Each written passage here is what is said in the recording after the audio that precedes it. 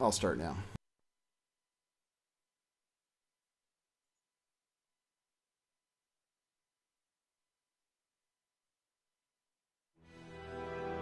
Fair to say you simply flooded the system with money.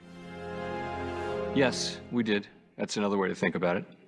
We did. Where does it come from? Do you just print it? We print it digitally. So we as a central bank, we have the ability to create money that actually increases the money supply.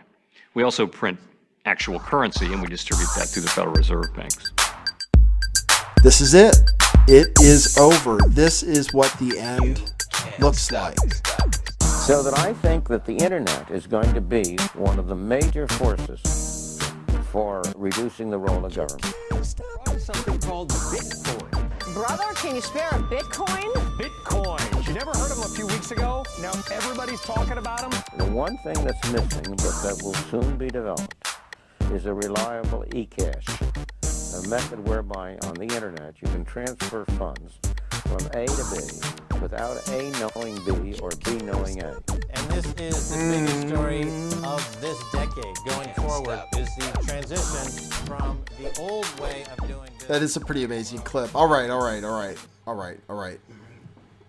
It's a good intro. Who made it? It's too long. Too long for a shorter video, but just perfect for a trailer. Yeah, good trailer. You know that guy Friedman? My dad went to school when he was teaching there at the Chicago School of Economics. Can you believe that? That's an amazing clip of him saying there's going to be, basically saying, there's going to be Bitcoin. Well, they've been trying it from the 70s, really. If you go back and look, this is an idea they kept trying to bring forward. They just couldn't get it. Couldn't figure out, how to handle the double spend problem and some other issues. Right. And Bitcoin was the first thing that fixed that. We should have played the intro for Alt News tonight, man. I missed that thing. I know. Gosh, we have a lot of catching up to do. It was a fun show, short-lived, but fun nonetheless. This is so crazy. This is so future epic, but with a rewind to the past at the same time. Yeah, people don't know that you and I have been, we've known each other for quite a while now. Definitely it started with San Bernardino. It was something I was looking into, and I found your videos and was like, oh man, this guy's awesome, because you were kind of doing what I don't see a lot anymore, but, really looking at each individual event and, exposing it for what it was. Now we just got auto hoaxers everywhere. Teach their own. It's not the direction I want to go. We can talk about, we should talk about the directions we're going. I mean, it is different. You just started out, Brent, and thanks for joining me. I mean, you were on already today for like 4 hours. Too long. I couldn't believe you still wanted to do this show with me. You have like epic energy, tiger energy. Well, no, I sleep in a lot, so my shows on Thursdays and Fridays are supposed to be at noon, and usually because I go to bed so late the night before, I usually get up like 9, and then it's like kind of mull around, get some breakfast, and it's like 10. Finally get to my desk, and I'm always late getting started because I probably need to be here earlier to get going. But yeah, Today I woke up and my website was down, so I had all kinds of messages from people saying we can't get on your website and everything's not working. So I had to deal with that to start the day. So much fun. Yeah. So much fun. But yeah, no, I mean, I like doing the shows, and I always have a plan. I mean, today it was supposed to be like an hour on YouTube and an hour off, and it went way longer. Way longer. You can talk forever. You're born to do that kind of thing. After about an hour or hour and a half, I start to get tired. That was the thing. We did a whole show together. We worked on a whole radio show together and everything that hardly anybody probably even knows about. I haven't been on YouTube. I haven't been on YouTube telling people what was going on. People are so confused. Yeah, and we pulled, I think YouTube, I know I got a strike for one of them, and then they deleted about 5 or 6 of those episodes, and then I eventually just said, I got to pull all these down. Because we were just exposing hoaxes and kind of going through the news and kind of just showing people what we thought about it, giving our opinion, and they didn't like it. Right. No, you can't do that anymore. So that's what this whole new channel thing is all about. You have to Right. tell me if it's crazy or not. But LTV crypto, what you can talk about Right. is Bitcoin. It's totally okay. And you can even say that central bankers are blood-sucking vampires, and Yes. and that you want to see the destruction of the entire financial system. Yes. You can say all of those things. So I thought to myself, You're smart. well, I don't know yet. I mean, it's Well, really the building problem from for us is scratch. the audience, right? So the audience that used to watch you is not going to necessarily take real quickly to the crypto thing. What I've noticed, surprisingly, is that conspiracy theorists, if you want to call them that, truthers, if you want to call them that, don't take real well to crypto right now. Some of them do. I'm not saying all. I'm just saying some of them do, but not all. And so I think, yeah, changing your channel, you're going to have some kickback on it. But, and I get people message me and say, oh, you're doing the first half and you're not saying, you cucked. You can call it whatever you want. What it is trying still to get this out to the most people as possible. And sure, I could just go on YouTube and say whatever I want and then be gone in a day. That's not very effective. Or I can kind of play the game a little and try and get some people to maybe watch that tamed down version and come see me somewhere else. And so that's right now, the direction I'm going. People don't like it. I don't mind. They can. The good thing about YouTube is you can make your own channel and you can go talk about whatever you want, right? You can really say whatever you want. So I wish more people would do that. I wish more people would, take that opportunity and not, bag on us that do it so much. But again, it doesn't bother me. Well, yeah, I mean, it's tough. Basically, this is what happened for people. I mean, people probably are still saying, they're like, what happened? You just added crypto to your thing and you talk about Bitcoin now? What's going on? What about talking about X, Y, and Z? Right. And what are you doing? And, oh, you used to be a truther. Now you're talking about Bitcoin, all this stuff. And I think to myself, I wasn't even using YouTube. I couldn't. Basically, right. Because I would try to do what you're doing, but even trying to guess what's within the rules is insane. You can't. If you just talk about one thing, vaccines, or maybe during a video, the topic of school in Connecticut might come up, and I might have an opinion about it or something. I might say I talked to somebody about it who said X, Y, and Z. And there's, they just delete videos. They were giving me strikes on videos that aren't even public right now. They've started giving me strikes on videos that are private. Yeah. Yeah, you did the same thing and just deleting it. And at first it wasn't that bad. For a while they were just deleting videos and I was like, you know what? All right, I'll deal with that. And then out of nowhere they just started throwing strikes. I got 4 strikes in 2 days, 2 on each channel, and I had to pull all my videos off my regular channel because just like you said, I knew that they could strike a unlisted video or a private video. So I said, if I leave these videos up, I could turn around and tomorrow my channel just be gone. And, I spent 6 years building it. I said, or I can pull them all down since they're all on Odyssey anyway. I'll have them. My channel will be clear. They can't give me a 3rd strike. Now, I could come back and they just give me 3 strikes in one day, I guess. But we'll have to see. I mean, I'm always trying to play the game a little bit. Trying to, at least try and compete. Yeah, I mean, I just decided, look, I could have gotten my channel deleted and gone out in a blaze of glory like most of my friends on YouTube. Right. I mean, we can name the list of channels that have been deleted from YouTube, including the Corbett Report, which apparently got pulled today. Did it really? Apparently, and I think, gosh, Last American Vagabond, No More News, all these channels, I mean, and the list goes on and on. Is High Impact Flicks gone? Or is High Impact Flicks keeps figuring out how to handle it, but I mean, it's so dicey. He's always on 2 strikes. He's always doing a backup channel. Right. And I just didn't want to. I was like, why bother? It's not worth it. The channels, they're unmonetized, right? They demonetize the channel, so that's fine. We can't get any super chats or anything.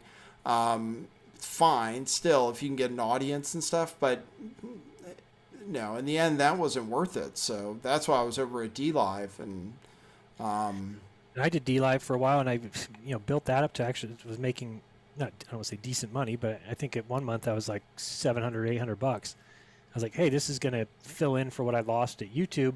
Right. And then they turn that off because of the insurrection. I guess I had something to do with that. Right, exactly. All of I even us. wrote them emails and I said, how would you like it if your website got shut down because of what Parler did? I'm like, Right. You wouldn't like that. I said, Right. So why am I being held responsible for Nick Fuentes? Like, Right. I didn't incite any violence. Fine, show me where I did. Right. You know? I know. But- I know. For people who don't know even what we're talking about, who might not, we're on DLive right now. That's where I've been live for years off YouTube, pretty much, trying to get by. And then, and you are over there too, and for the same reasons, basically, right? Demonetization, censorship. And then people on DLive ended up being people like Nick Fuentes. And then the so-called insurrection happened, and they turned off all of our monetization immediately. And then they also make it they make it so you can't get on the front page either. Well, plus I think at anymore. the time I had I want to say it was 150, might have been more subscribers. Is that what they're called? Right. There?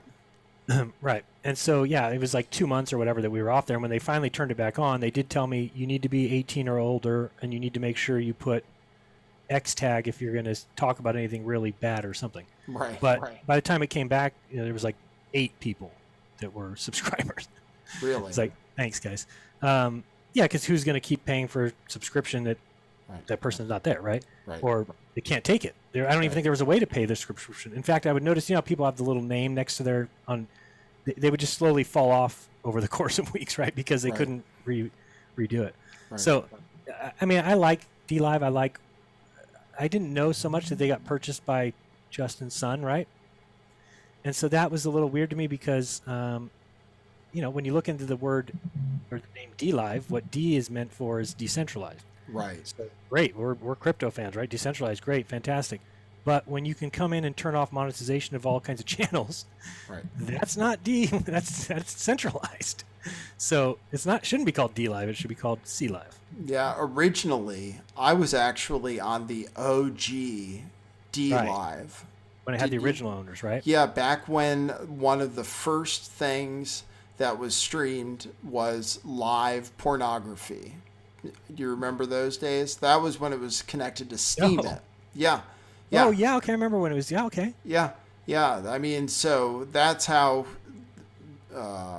libertarian, I guess, it was originally. It was kind of decentralized, and you could do live video, and it was somehow actually on the blockchain, and I did it a few times. Right. Because Steemit was really crazy. I mean, the thing about you and me is we've been through, you're kind of a crypto OG, but we've been through some of these cycles, at least through 2017. Like Steemit was crazy. It was really kind of insane, and kind of maybe money laundering to some extent. But it was really insane that you could I could post like a video about cryptocurrency and make like $500, from nobody actually giving me money for anything, just people hitting thumbs up. I mean, right. How's that possible? Yeah, I forgot about that, really, to be honest. But I forgot that they were connected originally. Yeah, originally, Is DLive. Steemit still there? Steemit still exists, and the Steem currency has actually been going up. They have some kind of online learning. I saw a job opportunity for instructors on Steemit, like crypto instructors of some sort. Okay. And then I thought so didn't they used to have a live streaming thing? I didn't think it was DLive. Wasn't it called like DTube? DTube, right? Yeah. What happened to that? I used to post on there. I posted on there too. Yeah, that was like Steemit. Yeah, they had DTube, but I guess that went away. Boy, that was the most amazing thing. Yeah. Do you think that there'll ever be or is it impossible in today's world to have like a free speech platform for real? Because my kind of vision on that, or my idea would be, and I thought about it. I even said, I was talking to people saying I would love to run it, right? Or, make one, or come up with, I don't know, whether it's a GoFundMe or something to build one. And then it hit me that, like, I think it's impossible because you can't have people, we can believe in free speech, but there is something I think most people would say, that's a little bit of a stretch, right? Like inciting violence or saying we should go hurt this person or those kind of things. And while we may think that it's okay to say those things, nobody on the internet's going to ever feel that way, especially if you are a hosting platform. So yeah, there's some things that have come up on the blockchain supposedly, like Odyssey or Library.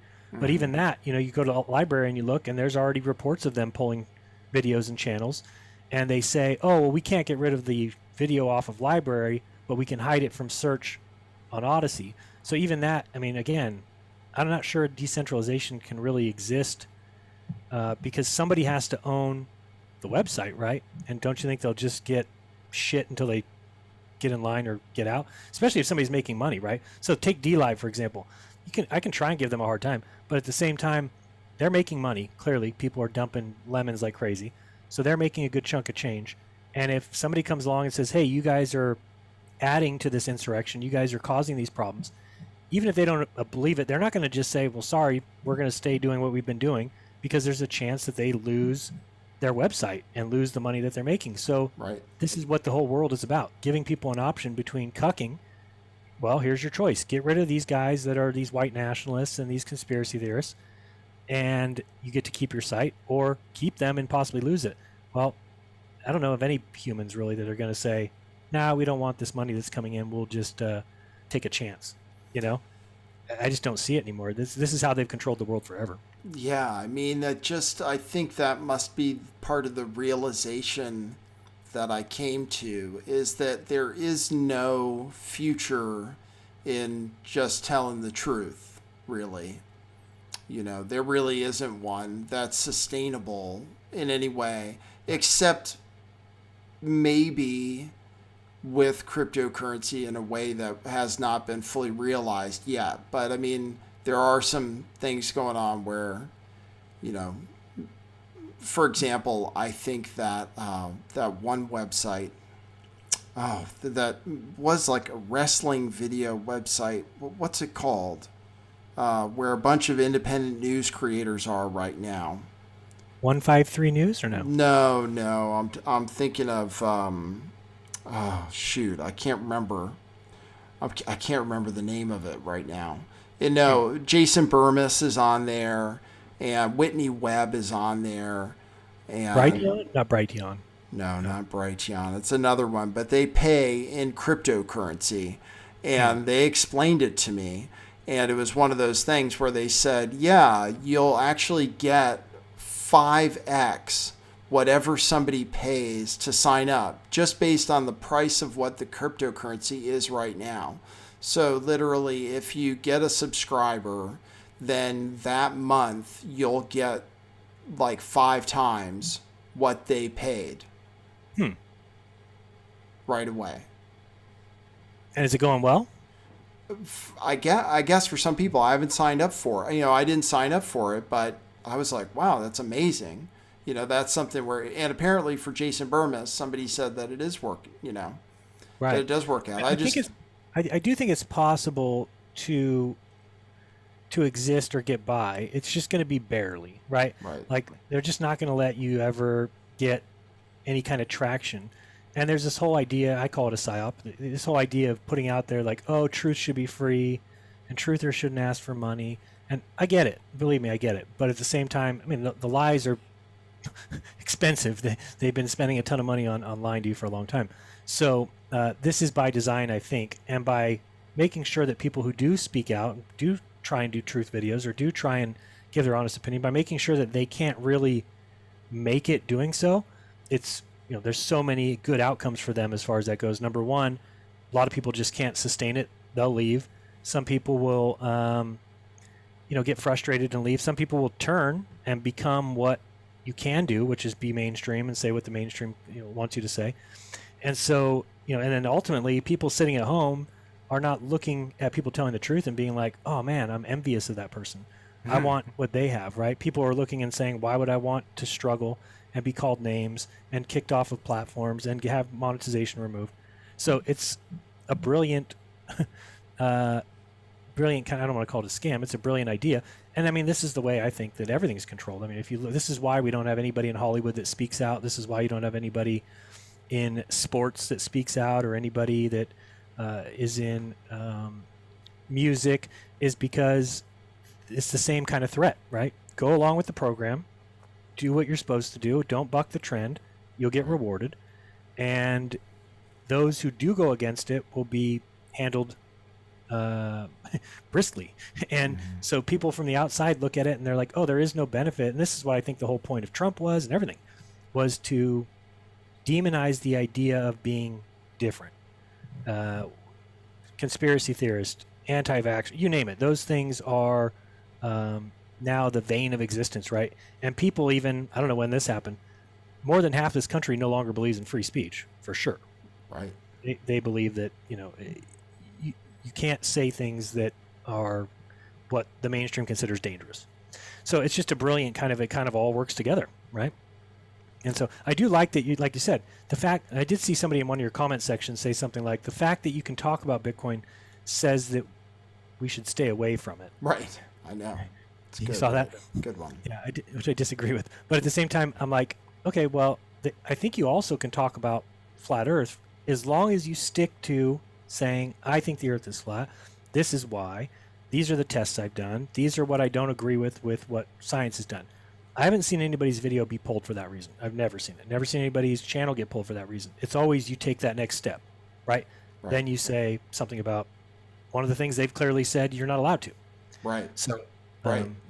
You know. Right. I get that. See, and I appreciate when YouTube tells you the rules, and then you can understand when you break the rules. What got frustrating for me was I would follow the rules and they still would delete the video. If I made a video talking about I don't even know if you could say it's so stupid. I mean, that's why a question would come about. But if I talk about that school shooting and Alex Jones and his trial, and just talk about my opinion, basically, about a trial, a real trial, they're going to delete that. Or the interview with Wolfgang Halbig, for example, is they just deleted them, even though I was talking to him about a genuine court case. And by YouTube's rules, even, they said,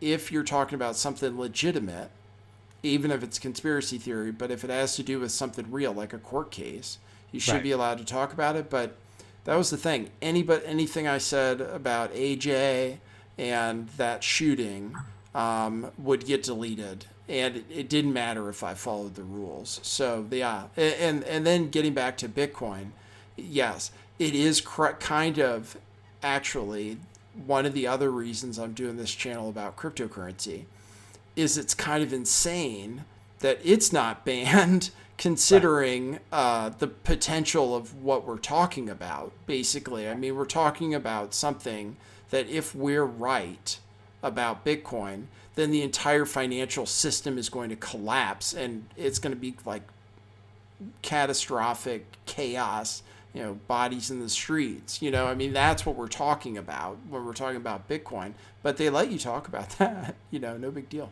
Yeah, and my only question is, I wonder if, because, when we first got on YouTube, I don't remember there being any rules as far as there was just no hate speech. You could say anything. Right. I said things about people I would never say anymore, Right, exactly. So the thing is that now that they've added these things, which again, I'm in the camp that Trump was a plant. I mean, if you want to call it that, the whole time. People can believe whatever they want, but he accomplished the mission of creating a world where now anybody can say something is dangerous. Like, no, we can't talk about that for this reason. And the world accepts it, whereas I'm not sure that would have been the case 8 years ago. So all of a sudden now, YouTube does come out and say, nope, you can't say the election was fake. It's like, what? Right. You can't even talk? Okay. Then they say you can't say medical misinformation, right? So then you're like, okay, well, we can't talk. So then now, but people are accepting that and we adhere to it. So I don't think we're very far from them saying you can't talk about flat Earth. That'll be, that's what I was curious actually, because I was wondering, because you and I have gone different directions, and this is why the direction I've gone is kind of crazy so far, is that you recognized that your audience wasn't that into Bitcoin, so you're talking about it less, right? Although I saw you talk about it a bunch today, so maybe you've already decided to go ahead and talk about it more. Yeah, I'm going to talk about it just because my thing that I've gotten to the point of now is I really want to kind of do with YouTube what I did at the beginning, which was really, here's my opinion, this is what I think, and that's it. And if people don't like it, too bad, Right. And so I think I got away from that a little bit. And then, if I start talking about crypto and somebody comes back, oh, we hate when you talk about crypto, you should talk about that. I get it. But at the same, I say, okay. But at the same time, I'm like, no, I really want to talk about what is important to me, especially if it comes down to, I think I can help people with it, Right. I have a unique story with Bitcoin. I mean, I could be retired today if I thought the way I think today. If I would have thought that way, 5-6 years ago, I would be retired today. And think of all the good things I could be doing if I was retired with a house, didn't have to worry about money, and was just able to live stream and do things, So I think teaching people about that, telling them about that, and alerting them to the fact that they can ignore crypto if they want, but it's not going anywhere. It'll never go anywhere. It's the technology behind it can't go away. Now, can the government come out and try and make it illegal? Can they? Sure, things like that can happen, but I'm for that. I'm for making these guys make moves. That's all. I'm for seeing the banking system that's been used for 100 years to enslave people having to make a move, because they didn't have to make a move before. They just keep printing the money, right? And when you print the money, you just devalue it, and people get poor, and prices go up, and you can hold that for a very long time until people realize they're being enslaved. And I'm not sure how long that would have taken for people to really wake up to that. And crypto, as it's a new idea to people, of course it's foreign, so they're kind of like, I don't know about it. But the more I've noticed is once people understand it and they look into it and they study it and research it a little bit, then their eyes are open. Right. But that sometimes is not easy to get people to do. Many people are just, nope, CIA created, it's it's mark of the beast, it's gonna, it's Satan's. What if the power goes out? Right, what if the power goes out? Yeah, that's the big one. That's my favorite. Which again is just insane, because again, if the power goes out, you can't eat it, Right. Yeah, and then they'll say, and I've even seen people say like, no, we got to get away from these digital assets and stick to tangible assets like, dollars and gold. And it's like, right. I'm like, I don't even mind if people say they don't like crypto. To me, that's fine. If you're just not into it, you don't like it, I think it's good. But what I can't stand right now is the people who argue against it with just horrendous, terrible positions and arguments. Yeah. Things that they're basically repeating off of. I don't know where they're hearing them. It's kind of the same thing as like whenever I talk about a big conspiracy, and you always have these people say, conspiracies don't exist, man. I mean, Clinton and Clinton had a blowjob in the Oval Office. Only 2 people knew about that, and they couldn't keep that a secret. If I had $1 for every time I heard that come out of somebody's mouth, when it's not even something they thought of, like somebody's telling them that, right? So it's these kind of things that they feed to people, and one of them is this idea of, well, what happens when the internet goes out? What happens when and you know what? A couple years ago, Nathan, to be honest with you, I probably would have had that fear. I probably would have been like, yep, the power's going to go out soon. Yeah, there's going to be an EMP. And I don't know if it's just through years or experience or whatever. I find myself shedding fear every single month. And now I'm in the position that the power will never go out. They'll never be sure, could there be some sort of EMT that puts the power out for 2 days? Maybe. Not across the whole world. But it's not like they can shut off and all the power goes out, and they can press the switch and the internet all goes out. It's not the way things work, and it's just a lie that is fed to people to make them fear. And I hear it all the time. What happens if the power goes out? What are we going to do? Then what are we going to get? It's like, well, everything falls apart then. People would be killing each other in 2 weeks. I mean, that's basically, it is, if the power goes out, we're fucked. It doesn't matter about your fucking Bitcoin, your dollars, nothing works. You can't go to the store because they can't use their fucking computers, Right. Like if the power goes out, we're all fucked. Prepare for that, prepare for that, have Right. your food and stuff Have and your water in the trash, yeah. everything, and whatever, solar panels and all that. But And chances are, in the meantime, power's gonna stay on. Bitcoin has been on ever since it was born. Every 10 minutes it puts out a new block, and it's never not done that, and it seems like it's going to do that forever. Right. So and all kinds of other things have been hacked in the meantime. The FedWire system went down in the meantime. Google was hacked, everybody was hacked, Facebook was hacked. Bitcoin's never been hacked, No, and there would be no information for them to hack really either, as far as personal identifying information that could end up having, identity theft. Those things come from banks. And how about the Right. credit? One of the credit reporting agencies got TransUnion or something. Right. One of the Right. got hacked. It's like the one place has all your information hacked. Great, thanks. I know. Amazing. 2004 power outage lasted 3 weeks. No, I'm sorry, I don't want to get frustrated at people in the comments. If your 2004 power, I didn't have my power go out for 3 weeks. What do you mean? So of Well, course let's say that happened, prepare for that too. I'm not opposed Sure. to that. Like, honestly, I still, against probably my better instincts, I still am holding on to some silver, I That's not think bad, yeah. I think I really should sell it. And every time I thought to sell it for Bitcoin, it would have been a good idea for me to do that financially. But still, have some, prepare for it. But Bitcoin is this technology where even if the internet is spotty, it's like the best thing you could have. Let's say the internet's going in and out, and it's unreliable. Well, your Bitcoin's there, somewhere the network is working, and you're going to be able to use it at least when the network is up. You might not be able to use Google, you might not be able to use all kinds of other things, but you will be able to use Bitcoin. And really, banks could come back from, let's say there's a power outage for 3 weeks. Banks could come back and accounts could be wiped. It's possible. Whereas Bitcoin, that's not possible. Right? You can't come, because the only way to spend Bitcoin is you have to have the private key. Right. So if the power goes out, there's nobody who's got private keys. How would anybody have my private key? They don't have it. Right. So when the power came back, your money's completely safe. Right. And wherever there is internet in the world, your Bitcoin still exists, and everybody can see it at any time, and they know it's there, and it's permanently going to be there until the end of time, until infinity, most likely. Right. Yeah, unless you destroy every single computer that houses the ledger. Right. So yeah, it's the technology is beyond anything, and you can watch the progression. And I've tried to talk to people about, you watch the progression of what happened with like Napster, right? Napster had this, hey, we'll let people download files and they can get movies, and everybody loved it, and music and everything. And the problem with that was it was centralized. So the FBI was able to go in and shut it down. So after that happened, you saw BitTorrent come out. And it was this new novel idea where, hey, rather than keep all these files on one central hub, let's give them out in pieces, because that's all that a file is, right?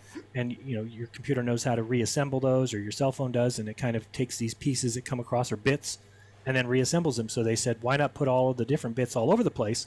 And this way there is no place to attack, right? So the FBI can't come in and shut down BitTorrent, because they would have to shut down every computer that's possibly giving bits of these files. So then that happened. And then you have this idea of digital money. And again, like I said, the problem with it has always been the double spend. They've talked about it for years and years and years, and they always come to the same spot where they're like, well, how could you ever make sure that somebody's not spending Bitcoin twice, or spending digital currency twice? And nobody could ever figure it out. And what Satoshi did, again, not a real person, not probably a group of people of anything, but the idea that came to them was the idea of the ledger being spread out, right? Because then all of a sudden there is a trustless system, and all of a sudden it's just like the bits from files that are everywhere, and it means nobody can shut it down. You would have to shut down every single computer. And so it's kind of brilliant, and it's enlightening in the fact that where we should be in this point in the world is we should be able to have a trustless system, right? We don't need a third party to hand money off. And I understand why we did, because again, I can't send money to somebody in China. It doesn't make any sense. You're going to have a third party who can check it and make sure, yes, Jaron has this money. Okay, we'll put it over here. and somebody that we can all trust. But when something comes along that all of a sudden says you don't need that, Right. that's why people fighting against it. I'm like, how are you fighting against the idea of us not needing a third party? I know. It's Pretty crazy. amazing to me. It's crazy. It's crazy once you realize it and you transact with it and stuff, and you realize, oh, we could just do this. We could totally just do this and forget about everything. We could do it pretty much tomorrow. But Absolutely. all it really takes is people kind of coming around to it. But once you've sent somebody LiteCoin or something, you realize, okay, all right, and nobody can tell me, and I can hold all of my LiteCoin myself, and nobody, I mean, You could travel with it. I mean, you could leave your house travel right now with with a piece of paper and travel the world, and wherever you ended up, you can have all your finance right there in front of you. That's insanity, and people can't see it. People don't see the difference between that and the way it is now. The government's coming after me, and I try and leave. Well, the bank's got to be open. If the bank's not open, okay, I still can't get a lot out of the bank. Let's say I have 20,000 in there. They're going to be like, no, you got to order it for 6 days from now, even though it's my money. And then if you try and travel or you tried to run away, they could just shut down your account and give you no access, and you're done. You're at there. You're over with. And with crypto, that all goes away. All of a sudden, you are capable of traveling the world with your own, words. You could actually do it in your head. You don't even need a piece of paper. I don't recommend that. But those kind of things are. It's so novel to me and so surprising that people fight against it. I really can't grasp the real, and again, here's the thing, and for people who don't know that your audience, in 2012 and 2013, I wrote for two websites, Bitcoin, about safety and security. And this is very at the beginning. In fact, you can find my articles, and it's hilarious because I'm talking about the fact that there's no fees. Well, there is fees now. Back then, there was no fees to send Bitcoin. What do you mean? They were very low, right? Very low, 1 cent, 2 very cents. low, right? Right. So, in my articles, I would say something, you could send $10 million for 2 cents, all these things. Right. The problem that I had with it at the time, well, I saw somebody lose $80,000 by sending it to a website that was fake. Basically, a site saying, oh, we'll do this with your money. He even owned a site called Bit2Pal or something, where you showed up at this site and it says, oh, you want to trade Bitcoin for PayPal? Send your Bitcoin to this address and then put in your email address for PayPal, and we'll send you this much in this amount of time. Well, it was a complete and total fraud. If you put in sent Bitcoin to that address, well, of course, you'll never get PayPal. And what are you going to do at that point? At that time, PayPal would ban your account if you use PayPal for Bitcoin. So you couldn't even call PayPal and be like, hey, this guy just stole my Bitcoin. They'll close your account down. So when I saw that happening and I was looking at the whole thing, and I was like, you know what? Being a writer and telling people about safety and security, I kept having this nagging feeling that, like, I don't feel like I can say enough times for people to be careful. Right. I don't want to end every single article with, and remember to do this, and do this, and do this, and make sure you don't give your seed words away. Because I felt like if somebody just reads one article, and I don't say those things, do they read my article and be like, oh, it's this easy, and they go, and then I don't want to be responsible for, because basically what happened was one of these guys that lost $80,000, which is sad. I want to see how much it's worth now. He lost $80,000 at the time, which was 127 Bitcoin. So as of today, he lost 7.4 million.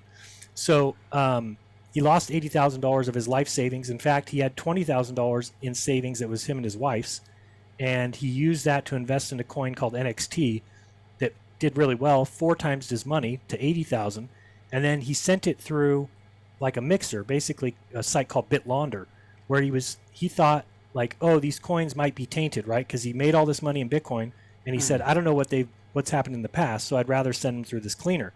So supposedly he read an article that I wrote where I'm talking about this guy, Michael Moriarty is his name, and I was saying, oh, he owns these sites and they do these things or whatever. Well, this guy basically reached out to me and said it was because of my article that he went to this site and dropped that 80,000, which is ridiculous. Wow. What are you doing dropping $80,000 on a site anyway? So, but basically that whole story, after that happened, and I tried to go after this guy, and he basically buried me. I mean, he started a website, jerancampanella.com, called me an extortionist, got me fired from both of my writing jobs by writing them and just lying, because he's a hacker, right? He's somebody who doesn't go by a real name. It's all fake, so he can just say whatever. And as I saw that, I said to myself, you know what? I don't like the people that Bitcoin's inviting. I don't like the fact that you can run these kind of shit websites and steal from people. Mm-hmm. And I don't want to be responsible for people losing their life savings. And there was so many problems with Bitcoin at the time. People being able to lose money by sending to the wrong address, right? Like maybe you left a 9 off the end and it goes to nowhere. Then I said, you know what? I don't like it. At the time, I was making 0.3 Bitcoin per article. So at the time, that was about $75, and it would take me 3-4 hours to make an article. But I was just banking this Bitcoin, so I would. But now that's like $20,000. Yes. So at one time I had 40 Bitcoin in a paper wallet in my safe in my house, in a wall safe, and that was kind of towards the end when I got fired from both those jobs. And then not really fired. They just told me, oh, based on these and the fact that this guy lost money and he's going on the internet and saying it and blaming in the article you wrote on our web, even though the website I worked for is the one who told me to go interview this guy that ended up stealing the money anyway. Right. Anyway, so I kind of talked to my wife and it's just like, I don't want to be responsible for people losing money. It's hard for me to go back and remember. I don't ever think I thought like Bitcoin will go away. But I just thought it would always be there and kind of hang around. And I think at the time it was $200 a Bitcoin. And so I had that money in the safe and just said, okay, I'm going to go about doing other things. Crazy timing because that was 2014. And by February 2015 is when I made my first YouTube video. So kind of ran right into that. And then as I started making videos, a lot of people have asked like, well, you didn't have a job. How did you... And what they didn't realize, and what I never told people, is that my wife and I basically lived off Bitcoin. Now, I was still making a little bit of money. We had our bookstore, as people know, and so we were doing okay. But at the end of the month, if we needed $1,000, then I would sell Bitcoin. Now, by that time, 2015, 16, as we got into those days, Bitcoin was up to $600, $700, $800. I think I sold my last one at like 1,100 or something like that, and so we kind of existed with that the whole way. And I just kind of sold it when we needed it. Was never really thought much about it. Never thought like, oh, what if this goes sky high? No, never thought of that. And the reason why is because I didn't realize what I realize now, which is that innovation exists. That because there's problems with an open source code today, doesn't ever mean that tomorrow those problems will exist. In fact, it should tell you the opposite, that people are intelligent, especially code writers, things like that, people who make websites. They can see holes and they can fix them. And wallets have come around that have completely fixed the issue of ever sending your money to a wrong address. Not completely, but you'd have to make a pretty dumb mistake at this point. Like if you try and send Bitcoin to a different address, the wallet will tell you that ain't a Bitcoin address. Right. Those things didn't exist when I did Bitcoin back in the day. Right. That thing would just go to nowhere. So right. Some of these things that started happening where the wallets are now clean and easy, you don't even have to look. I've had the Exodus wallet for 3-4 years. I've never once looked at a private key. Never once. Right. That's not what it used to be. Back in the day, you used to have to use the private key to send. That was part of, so you had to copy it, paste it. I mean, now you don't have to touch it. See, when I talk to people and I try to explain to people, they say, well, what about keeping your key safe and everything? And I say, well, actually, it comes down to pretty much your seed words and whether you think you have a way to keep them safe or not. And actually, I've come around to the idea that if you're a normie, basically, then you're all right on Coinbase and stuff too, probably. Yep. I mean, you don't have to worry a lot about having your coins stolen or anything. So I try to get people, like, the mission I'm kind of on is just get people over the barrier. Like, it's really easy to get Bitcoin and hold on to it and not fuck it up. And the only way you are going to fuck it up is if you think too hard about it and think you have to be freaking James Bond or something. Right. I get a lot of people, and so I do consultations, and I've noticed that many people act like what they're doing is illegal, and I almost have to, like, okay, listen to me. You realize that buying Bitcoin is not illegal. You realize that sending it is not illegal, right? Okay, because when you start telling me, like, well, how do I hide it? How do I do this? You're like, okay, well, that's basically you calling attention to yourself, which if it's your money and you earned it, it's no different than you buying baseball cards. Right. Nobody cares. And, I have people who are like, oh, I have to move 10,000 off Coinbase. Do you think that I'll get a phone call or something? I'm like, no, if you're moving $10,000 at Coinbase, you are the 400th highest transaction of the last 6 hours. Right. So they don't have enough people to watch all that stuff. Now, Right. again, if you're doing things illegal, then that's another story, because then people are already looking into you, and then Bitcoin can actually reveal some things you probably don't want it to reveal. But ultimately, once I've seen all these things kind of repair, and the only thing that went the opposite direction is fees. And that's also not Bitcoin's fault. That's people's fault, and the value of Bitcoin's fault, right? Because now the fact, and I like the original plan for Bitcoin, which was let people put whatever fee they want. And the idea behind that was everybody puts a penny fee or 2-cent fee. And if you really want your transaction to go through fast, then you could put a 3-cent fee. And if you really want to be first, then you could put a 4-cent fee, which is how it should be. The problem is, as Bitcoin went up in value, and now it's worth 60,000 a coin, now when somebody's sending a Bitcoin, they want to put an even higher fee. And so it went to 5, 6 cents, 10 cents, 50 cents, $1. Because look, if I'm sending $1 million or $50,000 or $100,000, I don't care. I'm paying a $15 fee. What is that? It's nothing. Right. Exactly. So, and it gets your transaction to the top of the list. The other thing I've explained to people is all these wallets that have come along, Exodus and Atomic Wallet, all Cake Wallet, you name it. Well, if you're going to own a wallet and you want people to use it, when they send money, you want their transaction to go through. Mm-hmm. You don't want it to be sitting there. So you purposely put in a high fee so that you don't get the phone call, right? You don't want to be Exodus Wallet. Somebody goes and sends money to their friend. 2 hours later, they come back. The transaction hasn't gone through. They reach out to you. What the hell's going on with your wallet? And the person says like, oh, well, we put a low fee because we were trying to keep. No, they're better off putting a high fee. The transaction goes through in 10 minutes and the customer's happy with the wallet that they use. The problem with that is, of course, that's just driving the price up. Now high fees are the norm, right? Which has taken away the idea of Bitcoin being used as a, I don't know, you're not going to buy coffee with it today. You're not going to buy, something that's $5 because it costs you $10 to send it. So who's going to do that? But it still is a great store of value, and it still is cheaper to move money than anything else. I mean, you can send $10 million today for probably $20.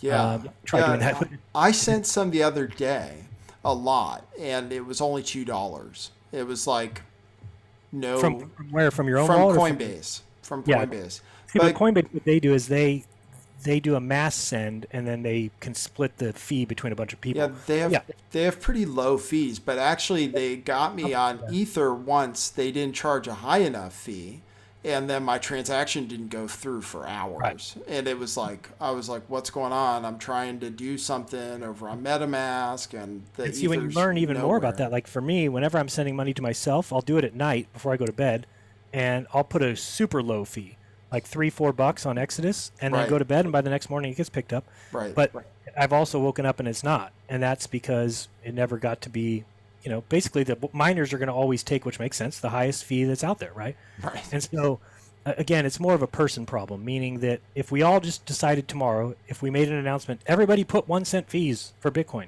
then the fee would be 1 cent. The problem is some asshole out there would be like, nah, I want my transaction to go first, here's 2 cents. And somebody else would be like, no, I want 4 cents. And 10 cents and $1. And then you just drive that up, especially with the value of Bitcoin. Back when Bitcoin wasn't worth anything, that nobody cared. Oh yeah, okay, a 1 cent fee, 2 cent fee. Now that it's worth so much, people want that transaction to go through fast. Makes them feel better. I get it, right? When you send something, you love to see it hit confirmation right away. 2 confirmations, you feel good. So that's the problem, is that people now who have a lot of money in it, they don't mind paying a big fee. And I get it, because neither would I. If I'm sending $20,000 and somebody's like, oh, to have your transaction go through first will be $15. All right, here's 15. I'm sending 20,000. Right? Yeah, no, it's great. And actually, I think I thought about it because the fees get higher, and it's basically like the fees actually, in a way, not getting higher because it's the same amount of Bitcoin that you're paying for each transaction. It's just that the price of Bitcoin's going up, so that amount of Bitcoin. It's the same with Ethereum too. It's not much Ethereum to pay a $15 charge, but it's still $15 or 30. Right. Or, it's the same 0.0 whatever as it was before. Yeah. So my thought is that these things will be fixed. And what am I basing that off of? Well, the past. The things that were a problem with Bitcoin before, the things that were a problem with Ether. Because a lot of people are confused. They don't think that the code can change, and it can if it needs to be. And there's a multi-step process that has to go through. People are always like, well, who changes the code? Isn't that centralized? No, it's actually way more deep than that, and you have to have 51% of the miners install the code, which that's the one problem that I see is the fees thing. I'm not really sure any miner would install a code that's going to make them less money. And the fact that it's not our fault that those guys went and spent so much damn money on their machines. Right. But I get it. I mean, that also is not the Satoshi picture. That's not anywhere in the white paper. There was no intent of like, oh, eventually Bitcoin will be worth so much that people will build dedicated graphic cards specifically for mining Bitcoin. That's all stuff that humans have done because they realized, oh, anybody can mine it, but if you are a faster computer, you have a better chance of getting the block reward. And so people just kept building faster and faster computers, which is on one side a good thing, but on the other end, now I'm wondering, will miners ever be okay with lowering their fees? But here's the thing, like I said, with coding and with innovations, I now see that anything can be repaired. And if you really believe that the people that are in Bitcoin are in it for the right reason, which I think they are, everybody I've ever talked to that is a crypto fan is in it for the right reason, for privacy, for security, for safety, for personal finance, for getting rid of third parties, for relinquishing government control, central banking, all those things. So they are in for the right reasons, and then they make decisions that should benefit us all eventually. So anyway, I read Robert Kiyosaki's book, Rich Dad, Poor Dad, changed my life. It really made me realize that, man, I'm a sucker because I've fallen for trick after trick after trick in my life. And one of those tricks is to live my life like a poor person, which is never planning for the future, always thinking about how do I make enough money for next month. When you gamble and you put 200 in a machine and you go up to 400, you're so excited you made $200, and you go out to dinner and you go to a hotel with your wife or something. And by thinking like that, you'll never get out of your rut. And then he explains how rich people think, and rich people think in a completely different way. Everything is about the future. Everything is about how do I set myself up for 10 years from now, for 20 years from now. And thinking back, even if I didn't know Bitcoin would have been anything, the smarter move there would have been, tell my wife, hey, I'm going to go get a job at Burger King, right? Right. Make minimum wage, make enough to get by, and store that 40 Bitcoin in the safe and say, we're not touching this for 20 years no matter what. Right. Or until it's life-changing. Or sell 20 of them and keep the others. Yeah, exactly. Something whatever it is, right? Right. And so that's thinking like, again, that even though I would think of that as a poor person thought, right? I should work at Burger King and but the thing is that sets you up for the future. Whereas what I'm doing by saying I'm going to sell this Bitcoin and I'm going to work on nothing there is setting me up for the future. That's just getting by to get by and getting to next month. And when I start thinking about it, everything that I've ever done in my life is that line of thinking, and I get it. It's how people stay poor. It's why they stay poor, is because if you're always worrying about how I'm going to pay my rent next month, then you can never plan for the future. And anything that comes to your life, you're going to spoil. What I mean by that is, let's say you do buy a property across the street, $13,000. All right, I'm going to buy this property. And it goes up to $18,000. Man, you're out. Give me that $5,000 profit. Right. You sell that thing. You're happy as could be, but it does nothing for you. And you'll be, oh, you got $5,000. Yeah, it does nothing. That's not how rich people work, or they wouldn't be rich. Jeff Bezos wouldn't be rich if it wasn't for thinking way off in the future. Whereas you buy that $13,000 property and you put it away and you say, I'm not touching that for years and years and years and years. And Robert talks about these people who bought land in Honolulu, 10 miles away from the city in the 70s and paid nothing for it. But they didn't sell it the second that it started to get value.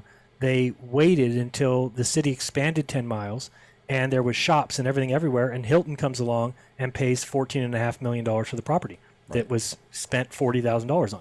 Right. So that's how the rich operate. And granted, somebody might say, yeah, but we don't have $13,000 or $40,000 to buy property. Yeah, that is the problem, but it's because of that mindset, right? Whereas somebody who does have that money, he wouldn't be rich if he put $40,000 into the property, and as soon as it doubled in price and somebody offered him $80,000, he took it. Well, then now he's got $80,000, but that doesn't do anything for you. So once I realized, okay, my problem was the way I thought about things, and I don't kick myself about it because hindsight's 20/20. Plus, I realize now, because I didn't have the mindset I do now, that if we would have held on to it and it got to $2,000, we would have sold it. And if it would have got to $3,000, we would have sold it. If it got, so there's no way it would get to $60,000 before it's like, all right, I think we'll sell it. Right, exactly. I don't think there's not that many rich people that have gotten rich off Bitcoin. Like, I bought it at 10 cents and now it's worth. No, if you bought it at 10 cents, you got out at $100. Yeah, yeah. That's an increase. That's exactly right. And everybody regrets not getting it when it was $1, when it was $10. Just realize you'd probably end up like everybody else who got in at those prices and sold a long freaking time ago. Once you went 10x, you were probably going to be happy enough. And most people got out. And there's lots of stories like that. I mean, I really have never, but I never accumulated a lot of Bitcoin when it was cheaper. I started buying crypto in 2017, and I started with LiteCoin, and then started messing around with some altcoins, got lucky with Chainlink, but I really like, I really like Bitcoin. I really love LiteCoin. And I hate to sell, and I think I just really genuinely, I just don't want to get rid of it. I just want more of it. Me too. I call it stacking, right? Just keep stacking. I tell people all the time, I don't even look at the price. So I'm not one of those guys that says, I've got an extra $150 at the end of the month. I don't say, what's Bitcoin's price? I'm going to wait. I don't look at it that way, because when I'm buying Bitcoin, I'm putting it away. And my wife and I have agreed, we put a date, 2038 or life-changing. So, life-changing at this point would be $1 million, where I can buy a house, I can retire, have something to leave to my wife and son, and can probably live, for the most part, granted, I just have to work for food, but can probably live off that for the rest of my life. It's a retirement. So that kind of thing is life-changing. And on the other end, 2038 is when my son turns 18. So we've kind of put that as the date, and we don't look at the price, we don't think about it, because we're setting ourselves up for the future. Now, if everything goes to shit, which I think is impossible, I don't think there's any chance that 5 years from now, 10 years from now, 15 years from now, there's just no crypto coin, it doesn't even compute with me. But if that were to ever happen, I wouldn't even cry about it, because we're not putting our savings into it. We're not putting everything that we ever had into it, because you never want to put all your eggs in one basket, right? But I do think it's something where if you have any kind of money just sitting around, I don't know, if you've got thousands of dollars sitting underneath your bed or in your closet or something, I don't think that's smart at all. I think money loses value every single day. That $10,000 that you've got in the bank will never do anything for you. It'll never be worth more. In fact, it'd be worth less every time Biden hands out another check. And with coins, you can just look at the direction of any coin. Right now, everything is trending up. And I think that's a real indicator that the dollar is going the other way. More than the coins being valued at a higher price, I almost think it's more of an indication of how shitty the dollar is, right? So I think prices are going up. People don't notice it. I mean, hyperinflation, when will that come? Well, as long as people have trust in the money, it doesn't matter how much money you print. As long as there's trust in it, you can hold that up in a false way for a very long time, which they've already done. But the second that the prices start going up, that's when people will, see what's happening. And right now, they've been able to raise prices slow enough that people don't really notice. But now gas is up 20%, steel is up 20%. Miss and I buy the same thing at the grocery store every time we go. And for the longest time, it was $110 a week. And then as COVID started, it's 120, 125, 130, 140, 175, 185. We're buying the same things, but our price went almost double. And then now I think our bill's usually between 180, 190 or something. And that's crazy. And I don't even think people notice it, because I asked them, do you think prices are going up? I don't notice it going up. Well, you're not buying from the same place as I am, because I see prices going up. And when prices have gone up double, that's great. Now, maybe your rent hasn't gone up double, but those things eventually might happen. So to me, I just think it's much better to put any extra money you have, again, like Nathan said, we have water, we've got food and canned food and stuff in case the shit ever hits the fan. And, just like everybody else, we've got a little cash in case. But as far as keeping money in the bank or having a savings account in the bank, I don't see any reason for that anymore. I see much more upside in coins. And just like Nathan said, is there anybody I wish I would have got in at 10 cents. There's coins now that are 2 cents, less than a cent. Right, and those kind of coins, look into them, do the research, because if you find the right one, again, don't buy it and say, oh, what's it today? What's it tomorrow? In a week, in a month, I'm going to sell and get. Don't look at it that way, or else you're going to live like a poor person the rest of your life. To me, that's what I try and teach people in these consultations. And again, they're free to do whatever they want, but I'm trying to say, stack, like you said, 21 million Bitcoins, and I think I said it on my show, really 14 million, right? If you really look because at most of them are because of all the ones that are lost forever, Right. basically, yeah, right? plus Satoshi has 1 million that's never been touched. Right. Plus only 18.5 has been released as of now. So we're Right. down, maybe there's 14 million out there. And there's 150 million homes in the United States, just in the US. So when I thought about that, I'm like, okay, 150 million homes. And if I owned a home today, I would feel really good. I'd feel like I did something, right? I've got a home. I can leave it to my family. Okay, great. Now, if you ask me right now, Jaron, what would you rather have, a Bitcoin or a home? I'm going to take the home because I'd like to live rent-free. But if you're talking about what's going to be more valuable in 20 years, I have a hard time saying that a Bitcoin wouldn't get you a mansion in 20 years because, again, there's only 14 million of them. Maybe by then there's 15 million. That means if every millionaire in the country or in the world wanted one Bitcoin, they couldn't. It's impossible. So that just tells me that we really are on the. It's early. It's in the first couple innings, but I do think we are getting to a point, maybe, because I don't think that kind of up can go forever, right? Like I don't think coins can increase in value like forever. I think at a certain point, when you get to the place where it's more trading and not people buying in, then I think the price can level, right? It can become kind of like, then that's when you exchange it like currency, right? So at a certain point when everybody kind of agrees on the value and it's kind of, there's no new so I don't know how far away we are from that. I don't know if that's when 50% of the country is in.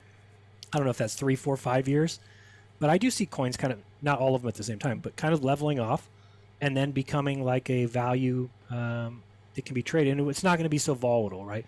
I see that happening. And when it does happen, I would like to have as much as possible. I think you'll be very happy if you have a Bitcoin in 20 years. I'm unbelievably happy. I think you will look back and be like, oh my God, I cannot believe I made such a good decision, because there's nothing else you could put $60,000 in today that you have a potential to have, and I don't even want to put a dollar amount on it because I don't know what's going to happen to money, but something that's heavily valued and very scarce and rare in 20 years. And if you can do that with a couple coins, just in case, I think Ethereum is going to do great. I think it'll pass Bitcoin eventually. I don't know how soon that will be, but I think it will. But I think Bitcoin's great. Some of these other coins are great. It's just, don't get. My only thing is, don't get bogged down with the what's it doing today. Oh, it's down 15% today. It's up 18% today. Right. That's like a very poor person way of thinking. So I just don't think that way anymore. It's good. I still have my little clock back there. I don't know if you see it.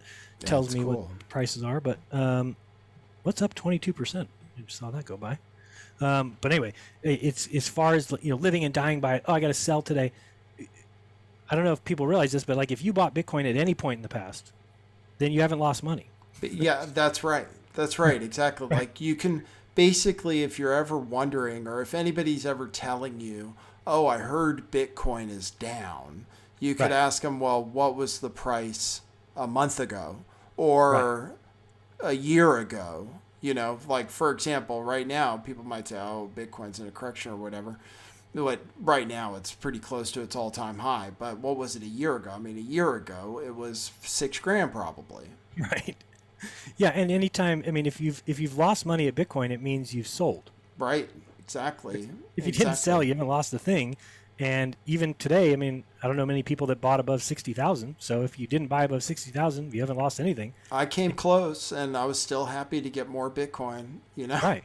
Yeah, and I would buy it today if I had extra money. I'd buy it today because I think, and I even told my sister the same thing because I finally got my sister involved, and she turned the corner real quick and was kind of alert to everything. And oh, okay, I get it now. Because at first she was a little, she told me one time I was trying to get her involved, and she's like, I just don't like it because, she's like, remember what Dad taught us about baseball cards? Like a baseball card is only worth what somebody's willing to pay. So she's like, when you tell me Bitcoin's worth 50,000, Jaron, I still have to find somebody willing to pay that. I'm like, what are you talking about? I'm like, that's not at all right. I'm like, so I realize sometimes that people have like false impressions even. They think they get it, but they don't get it. So I told her, no, it's no. I said, you can't say that about euros, right? I said, you can always get your euros into dollars, right? Yeah, right. Like base, and then just be like, no.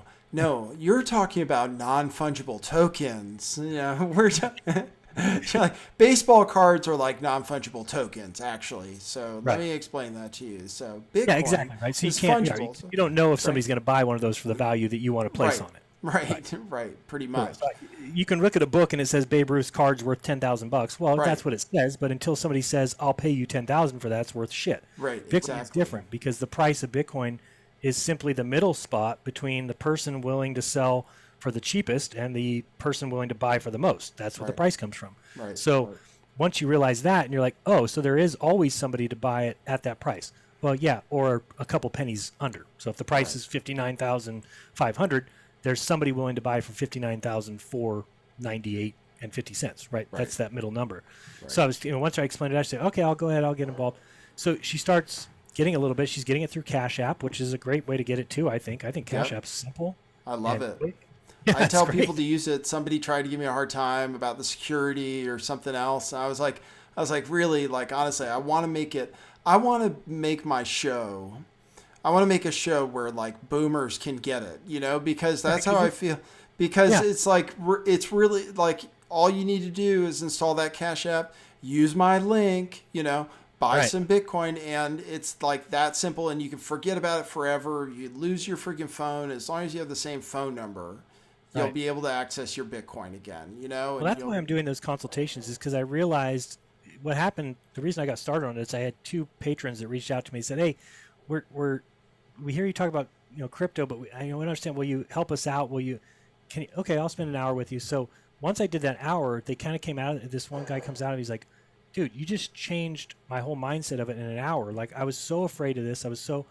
And then another guy did it, same thing. He came out of it, and then they both were like, "Dude, you need to offer that," because they said they think there's a lot of people out there like them. I didn't know who was out there about it, but when I did offer it and saw just the overwhelming response, and every single person when I sit down with them, they all have the same story, which is they've heard about it, they're interested, but they're scared, and they don't want to lose money, and they don't want to do something foolish, and they don't want to do something that's illegal, and they don't want to do something that the government says is not okay. So everybody's got this, like, they don't want to put their toes in, right? The pool. They're like afraid. So once you kind of take them by the hand and say, all right, let's start at Coinbase. Go there, fill this out. Okay, great. Now you got Coinbase. Now put your credit card in. Okay, we got it. Now put buy. All right, well, it says it's going to wait a couple days. Yeah, it's going to wait. Here's your wallet. Here's where we're going. And then at the end of it, they're like, wow, it's like, it's not as difficult. And it's like, yeah, it's not as difficult because I'm walking you through it. But the reason for that is because a lot of us went through all the hassles of learning that. I mean, you had to learn on your own. Nobody taught Nathan how to do it. Right. That's the hard thing, right? You have to kind of, and that takes a while. But once you learn, you're like, oh, I can teach other people, and it doesn't have to be such a chore. Right. Because really, there's just a few simple steps you have to take, and there's a few things you have to be careful of. But really, nowadays, you'd have to be a pretty, I don't know, call him a name, but you'd have to do something pretty dumb to. And I've only had one person that I've ever talked to, and they blame themselves. They don't blame me at all. Who lost less than $1,000. And the reason why is because I told them everything, went through the whole thing, said about the seed words. So the next morning after the consultation, this person messages me on Skype, and they're like, "Hey, I need your help. I need your help. Something's missing. My wallet, all my money's gone or something." So I'm like, hold on, let me see what's happening. So then I kind of start helping them. I'm looking into what they're doing. And they're like, "Oh, I was at MetaMask. I was trying to do this and this." And then they're like, and then I went to Telegram, and I was in a group trying to ask a question, and somebody messaged me from their support and asked me for my seed words. So I'm like, oh my God. I'm like, do not tell me you gave your seed words. They're like, well, but they said that they needed to resync my wallet. I'm like, yeah, of course they did. Right. Yeah, of course they did. So the worst part about that is they're like, I'm like, well, your money's gone. They're like, oh man. And then they're like, okay, well, at least it wasn't that much. And then they're like, I can hear him because we were talking on Skype, and I hear him say like, "Son of a bitch!" They're like slamming the table. I'm like, what? They're like, everything on my ledger is gone. Everything on my ledger Nano. I'm like, no, hold on a second. I said, what do you mean? They're like, everything's gone. I'm like, did you plug it into the computer today? They're like, no. I'm like, all right, it's fine. It's not gone. It's impossible for it to be gone unless you gave your seed words away. And you just hear silence. And I'm like, do not tell me you gave somebody your seed words for your ledger Nano. Right. Well, the guy on the Telegram told me. I'm like, oh no. And the confusion, or not the confusion, because they totally blame themselves. They're like, yeah, you kept saying that it's very important we keep the seed words because the seed words are for regenerating the wallet if we ever need to.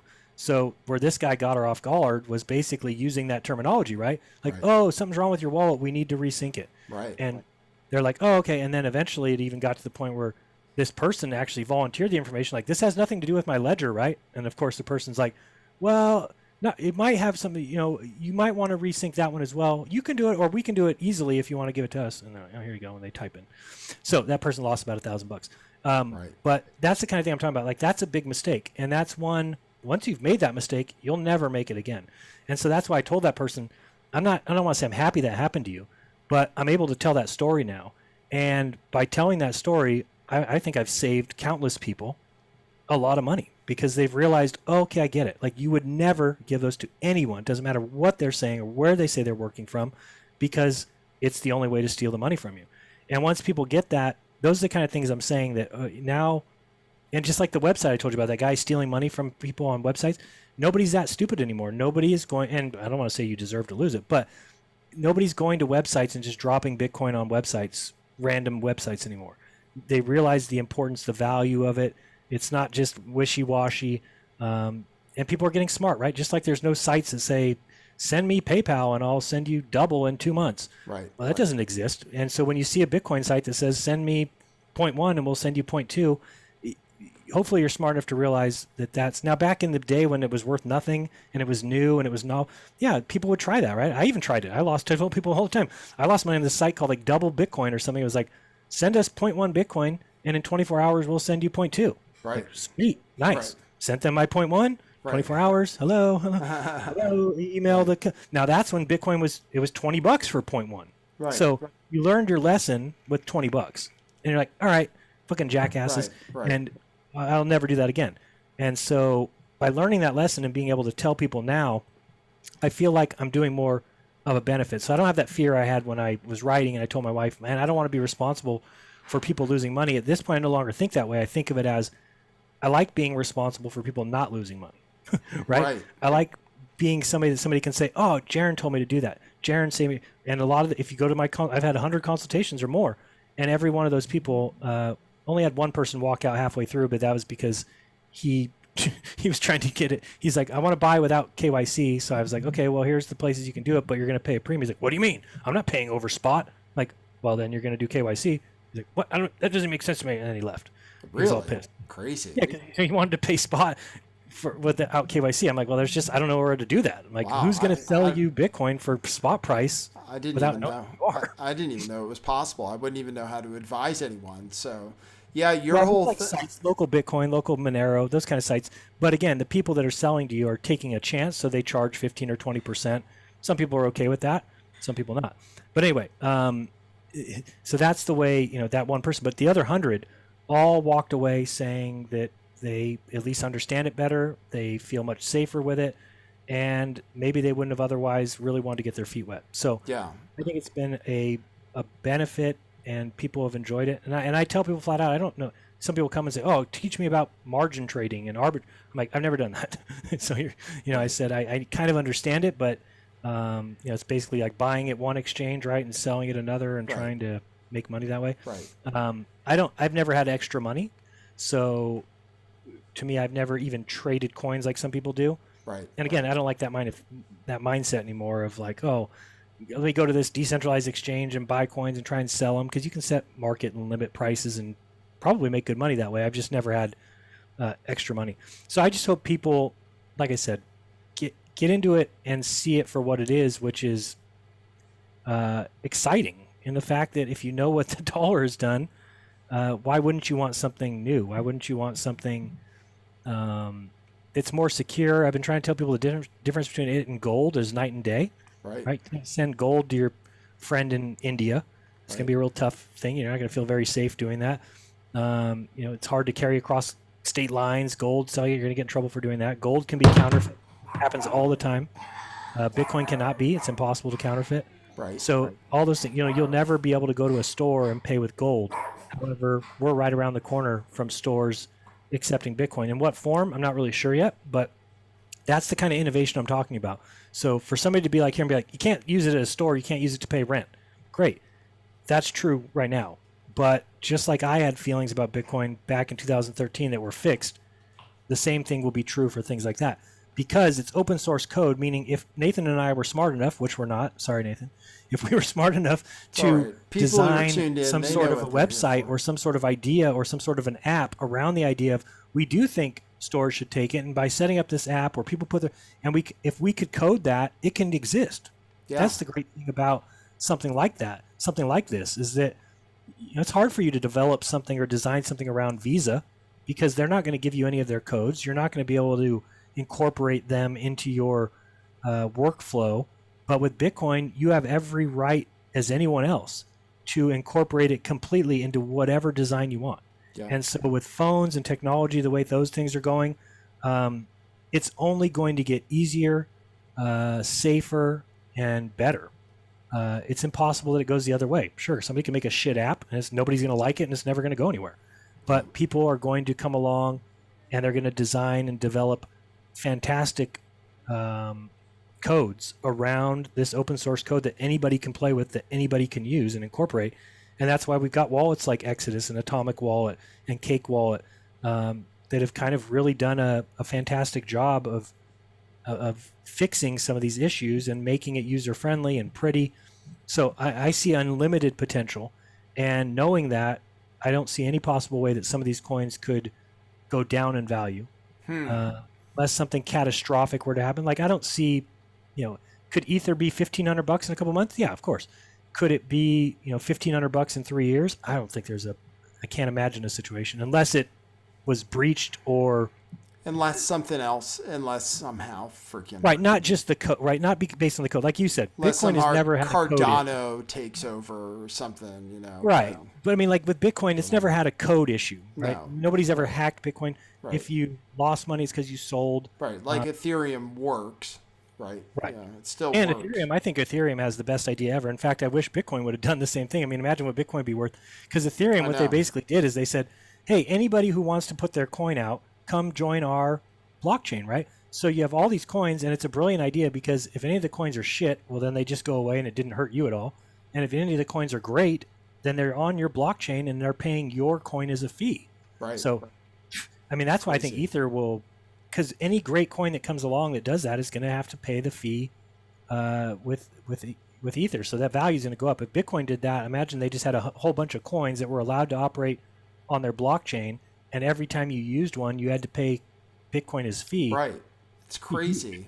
It's why I think of and the whole idea you had. This is part of my my Bitcoin awakening, which involves my Bitcoin missionary work and stuff. Is that I realized that from you doing the consultations, is I can do that too, and I love helping people out with stuff.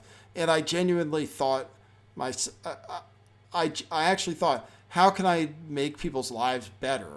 What can I do? And I had a crisis because I was doing the news and telling the truth and all of these things, and it kind of, they put you in a box when you do that. And I thought, this is something that I think is going to change the world. And then it's not just me anymore. If I'm wrong, if you're wrong, it's not, and you lose and people listening to us lose money because they bought Bitcoin. Well, it wasn't because of us. I mean, I listen to Michael Saylor sometimes, and I think to myself, like, oh, I know I can't give investment advice, right? I can't give investment advice. But you listen to that guy, he's like, oh, yeah. He's like, oh, yeah, like 400% in Bitcoin. I mean, forget 100% of your net worth, leverage yourself up into Bitcoin, Right. It's like, I'm like, oh, okay, cool. I mean, I kind of feel that way. I'm kind of like almost all in, but I'm not going to necessarily say that, right? Say that I'm to kind of people. At the same point, but I still want to tell people, don't put all your life savings in it. Because it takes you a while to get to a point where I'm kind of at, where every day I'm like looking at my wife like, do we just want to do it all? Right. I mean, we have to ask ourselves that question because really, with everything going up right now, like I was saying, I found somebody recently who, I don't know who it is, I don't know the name, I don't even want to say, but somebody out there is charging like $1,000 for like coin picks. And I'm like, I was sick to my stomach because I said, I could totally do that right now. Right. So easy. And the person's like, oh, like 67 people. I'm like, the guy made $67,000 in one day because he made, and I'm like, anybody can pick coins that are going up right now because they all are. Right. So like, I wouldn't be able to live with myself if I charged people $1,000 like to pick coins. And it's but ridiculous. You know, you could pick the best coin with the best story that totally should go up in value, and it might go down in value. You know, like you're not like paying somebody to pick your coins. I mean, what the hell you know? And then if it does go down, they'll just say like, oh, well, you got to hold a little bit longer. It's going to come back. Right? Yeah, right. So there's always an excuse. Right. And I would love to do a test where if I put 25 coins in the hat and pulled 5 and said, buy these 5 coins and hold them for the next 6 months. At the end of the 6 months, you'll be way up. So I made a video. Now this is how much it's worth, how much people missed out not paying attention to my show, is on DTube when it was with Steemit. I made a video about 5 altcoins, and I said, you know, one of them was Chainlink, and it was like one of them was Chainlink, or something, and one of them was it was called Lend at the time, but it was Aave now. Right. So it's possible to make good picks. I mean, if people were listening to the show, I was plugging Chainlink. You know, well, like I made picks today, so I mean, people might say, "Oh, you know," but what I'm trying to show people is that. Again, I'll just visit it every week and just show people that even if it goes down, if everything goes down tomorrow, you watch, it'll bounce back. That it's a much better place to put money where there's a potential for, again, when you're talking about scarce assets, when you're talking about things that are being used in different applications and people can develop on them and people can innovate, that's where we should be putting our money. Right. When you're talking about the dollar, something that is printed infinity, that can keep being printed, that we don't know how much is out there, that people can type in whatever, that we know how money works, which is the fractional reserve system, right? That if we all went to Bank of America today and said, give us our money, there's 10%, if that. There's a problem there and people don't see it. So once you see that and you realize coins are totally different, that they are, they're there, right? The Bitcoin is there. That's why the only thing I'm a little tentative on, and maybe I'll eventually get there, is some of these big distant staking companies. I'm still a little iffy. Hex. Huh? Like Hex. Hex, yeah, Axion, yeah. And again, I'm supposed to have an interview with the head of Axion because I have questions for them, which is what happens if people stop buying in your auctions? What happens because they're giving dividends out, right, based on how long you stake for? And I know the answer to the question is, well, we always have to have people. And I'm going to be like, well, yeah, that is the definition of a Ponzi scheme, right? A Ponzi scheme is when you need new investors to continue going. Right. Bitcoin's not a Ponzi because if there was never a new investor of Bitcoin, it doesn't do anything to Bitcoin. You and I can still trade Bitcoin and we can buy things with Bitcoin and somebody else can sell things. So it's not a Ponzi scheme.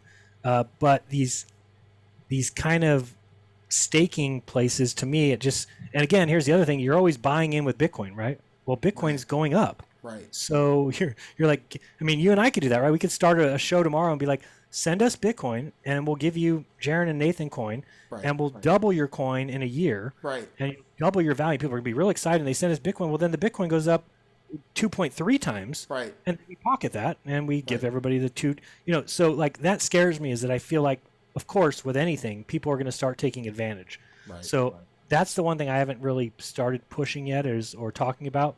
And there's people reaching out to me left and right. Come check out this program. Come look at this website. Come look at this group. We deal with Forex. You get this much % back, 600% in 3 months. I'm like, I don't want to ever be responsible for telling anybody to invest in something that they lose money. Yeah. And I realize how Ponzi scheme works. Ponzi schemes work by you have to recruit people. So the fact that somebody's trying to recruit me is a problem and then I know what they want me to do is they want me to talk about it so that I recruit. And I'm like, okay, this is a Ponzi scheme. That's right. And again, with coins going up, I think you could pretty much carry a Ponzi scheme forever as long as the coins keep going up, right? Because the money that people invested and you're paying them out with is because the coin is increasing in price. The second that we have any kind of a pullback or a flattening, that's when I think Ponzi schemes will be revealed. So that's the one part of this that I'm a little, and again, I'm not saying people don't make money. That's another thing. I call something a Ponzi, and somebody will come to me and say, "I've made $6,000 profit off it." I'm like, "Yeah, that's how Ponzi's work, dipshit. Not Right. everybody loses money. The people at the beginning make money because that's how you get more people involved." I said, "But just because you made it doesn't mean that it's not a Ponzi. And even if I came along and I make $6,000 profit, if anybody that I invited is part of the group that eventually gets left out, I'm gonna feel like shit." So that's the one thing. Right. But Exactly. the idea of buying coins and holding coins, man, I don't. I think like with Bitcoin, how could you go wrong? Yeah, what's it worth in 20 years? That's where my head is at. And sometimes I think to myself, it's like when I made a video about how to try to pick the best altcoin, and I think it's crazy, because I have altcoins I'm into, but I would never tell somebody to invest in them. Like, Taking a chance, really, right? And you kind of like it, or you looked into it a little bit, and you're like, all right, well, right. A lot of the coins that are like worth nothing too. The problem with that is that if you're ever going to have like a huge return, it's going to have to probably start with a coin that's worth nothing. The problem with that is a lot of those coins go nowhere. Right. So you're really taking a chance, right? You really are. Yeah. And yeah, you can lose money on those coins. And that's when I think to myself, times like this, when everybody thinks everything's just going to go up forever, I just think to myself, oh, I need to get more Bitcoin. I need to get more Bitcoin. Because it's not going to go up forever. But like I said, I mean, you would need massive adoption for it to start to level off, because as long as people are buying in, basically the people buying in are always going to be buying in. How do I describe it best? So let's say we bought a Bitcoin today, right? We buy a Bitcoin today, it's 50, let's say when it was 55,000. All right, well, that person for the most part is going to hold on for a long time or sell when they make a profit. So it means that they're going to sell when it gets to 60. Well, now somebody's coming in for 60. They pay 60. Well, when does that person sell? When they make a profit, or right. So now you keep driving that number up. Right. So as being hodlers, if you will, you let all that happen. Right. Let that number keep driven up. Let people come in, buy, sell to make a profit, come in, buy, sell to make a profit. Let that happen for 20 years. And at the end of 20 years, you're going to be sitting there with your one Bitcoin that you bought for 45,000 or 50,000, and it's going to be worth a ton. I don't see it going another way, because in order for the price to start going down, people need to start selling for less than they bought for, right? That's ultimately how the price would go down. And to do that, you're going to have something terrible happen. Now, I do realize that the government can come out and say Bitcoin's illegal. And at that point, there's so many people so afraid of the government, they're going to sell. But I think that, again, would be temporary. I think that's... On the other hand, I mean, it's still, when they banned gold, this is one thing I would tell people, is they banned gold before, and guess what? The first thing is that happened. It doubled in price, basically. Right. They banned it, and then they raised the price from $20 to $35. So they banned it, and the price still went up. And later on, people were still able to, buy it and stuff. And only idiots who trusted the government sold their gold to the government in the first place. They just held on to it, and nobody came to their door or anything. So yeah, they could ban Bitcoin. But they can't stop me from sending it to you and you from sending it to me. Exactly. And, yeah, they can't monitor everything you do. I mean, that's why I still have people out there that are like, oh, they monitor our text messages. I'm like, go ahead and text somebody right now. Like, pick up the 10 pounds of meth tomorrow at 4. And tell me if the cops show up at your door. Honestly. Monitoring yourself. Now, again, this is where I always have to caveat that. If you're doing things illegal and they're watching you or something, then yeah, of course. And if you do something wrong, they can go through your cell phone and see old. But nobody's sitting at the NSA like, oh, Nathan, we got to go to this house and interrupt this meth deal. Right, and you can use, and people don't realize that they're using pretty good encrypted technology most of the time anyway. Like iMessage is pretty secure from. Yeah, a lot of people hate iPhone, and I'm like, you know what? My mom died in November of 19. And she had a brand new iPad, and that thing is trash because we cannot get in it. There's no way. I mean, that's how good it is. We even took it to a store, like one of those places that opens it up, and I'm like, will you buy this for me? He's like, absolutely not. There's it's nothing. If you can't get into her iTunes account and you don't know the little PIN number or whatever, and you call Apple and it's my mom. Sorry. Even so. So I mean, I'm just saying some things I do kind of think are a little bit private. And again, people might think, oh, no, they've tracked everything. I'm not saying that they can't. For instance, if you get in trouble or you go commit some crime, I'm not saying they can't get your iPhone and get all the information off of it. I'm just saying that I don't think that's happening like as much as you think it is. Yeah. So, that's neither here nor there. But if they do make it illegal, number one thing that happens is the government loses all insight into what's going on with Bitcoin. Right now, they have insight. Why? Because companies are operating under the United States law with KYC, with AML, which is know your customer, anti-money laundering. So Coinbase, and a lot of people hate Coinbase, and again, Nathan and I could have started Coinbase. All it is a company that said, hey, let's buy a bunch of Bitcoin. We'll let people buy and sell from us. We'll be the bridge between the traditional finance and coin. And they knew that they would have to fall in line with, you can't operate in the United States and not fall in line with the laws. So they do that. And yeah, they have to do KYC. And if we don't like it, we don't have to deal with them, right? If you don't want your name being on some sort of list or that way you think. But ultimately, any of the, all these companies that came along never were part of it. But right now they have insight into people buying huge amounts, selling huge amounts, and anybody making capital gains, right?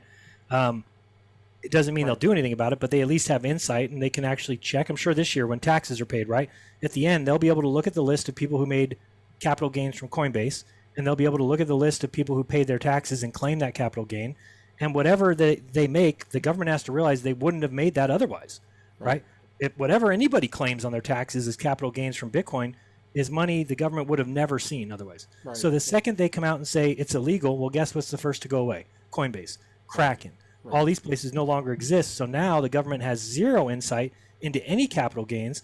And then all the transactions are happening in back alleys and in people's garages, and the government has no insight into it. So I don't think there's any chance they try and make it illegal. But Monero, I think they're going to make it legal eventually. No, even the SEC guy, didn't the SEC guy just come out and say that exact thing? What did he say? I think a guy just came out and said that you can't ban it. Basically, that it's impossible, and that if you did, you'd also be taking away all of the geniuses that are building technologies and businesses. I'm glad that's said, because that's really the truth, right? I mean, that's the other thing people don't realize is there's tons of businesses popping up with employees. And these people are not idiots. Right. It's like, and I actually think also, if government ever did come out and do it, that is the biggest blatant disrespect, or whatever you want to call it, of free speech. And I would think there should be riots. And I actually think if there's anybody I would trust to kind of riot like that, it would be these crypto people, these coders, because that is the biggest invasion of free speech ever, which is Bitcoin is nothing more than numbers on a code. It is nothing more than digits that somebody came up with in their head, typed onto it, into a computer program, and are running the program. The government has absolutely zero right to ever infringe on that. Ever. There's just, to me, there's zero. That would be something that you need to stand up for and say, absolutely not. Because if we allow that, then you're done. That means then they can shut down anything that could ever even slightly cause them issue, anything that could free us from what we might call tyranny, or because again, think of what government is there for. It's supposed to be representatives of us.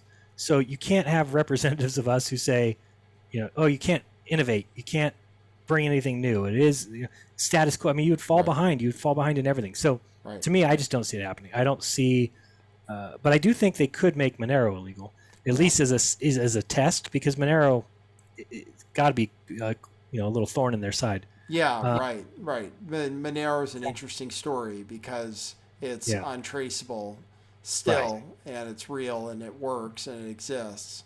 And I think everybody should be using it, really. It's for sending to each other. Or, the other night I did a stream and just said, here, put your addresses in there, and I'll send the first, 10 people $3, just because it's a cent or two to send. Is that it? Yeah, and it will forever be that, as far as I can tell. And it can't be traced, can't be tracked. So eventually they're going to have to probably. And I'm shocked that it's been going up. It's like $2.75 now. I would think that the price would be a little higher. But anyway, even if that coin, something happens to that one, somebody will be able to innovate a new coin. So this is the thing.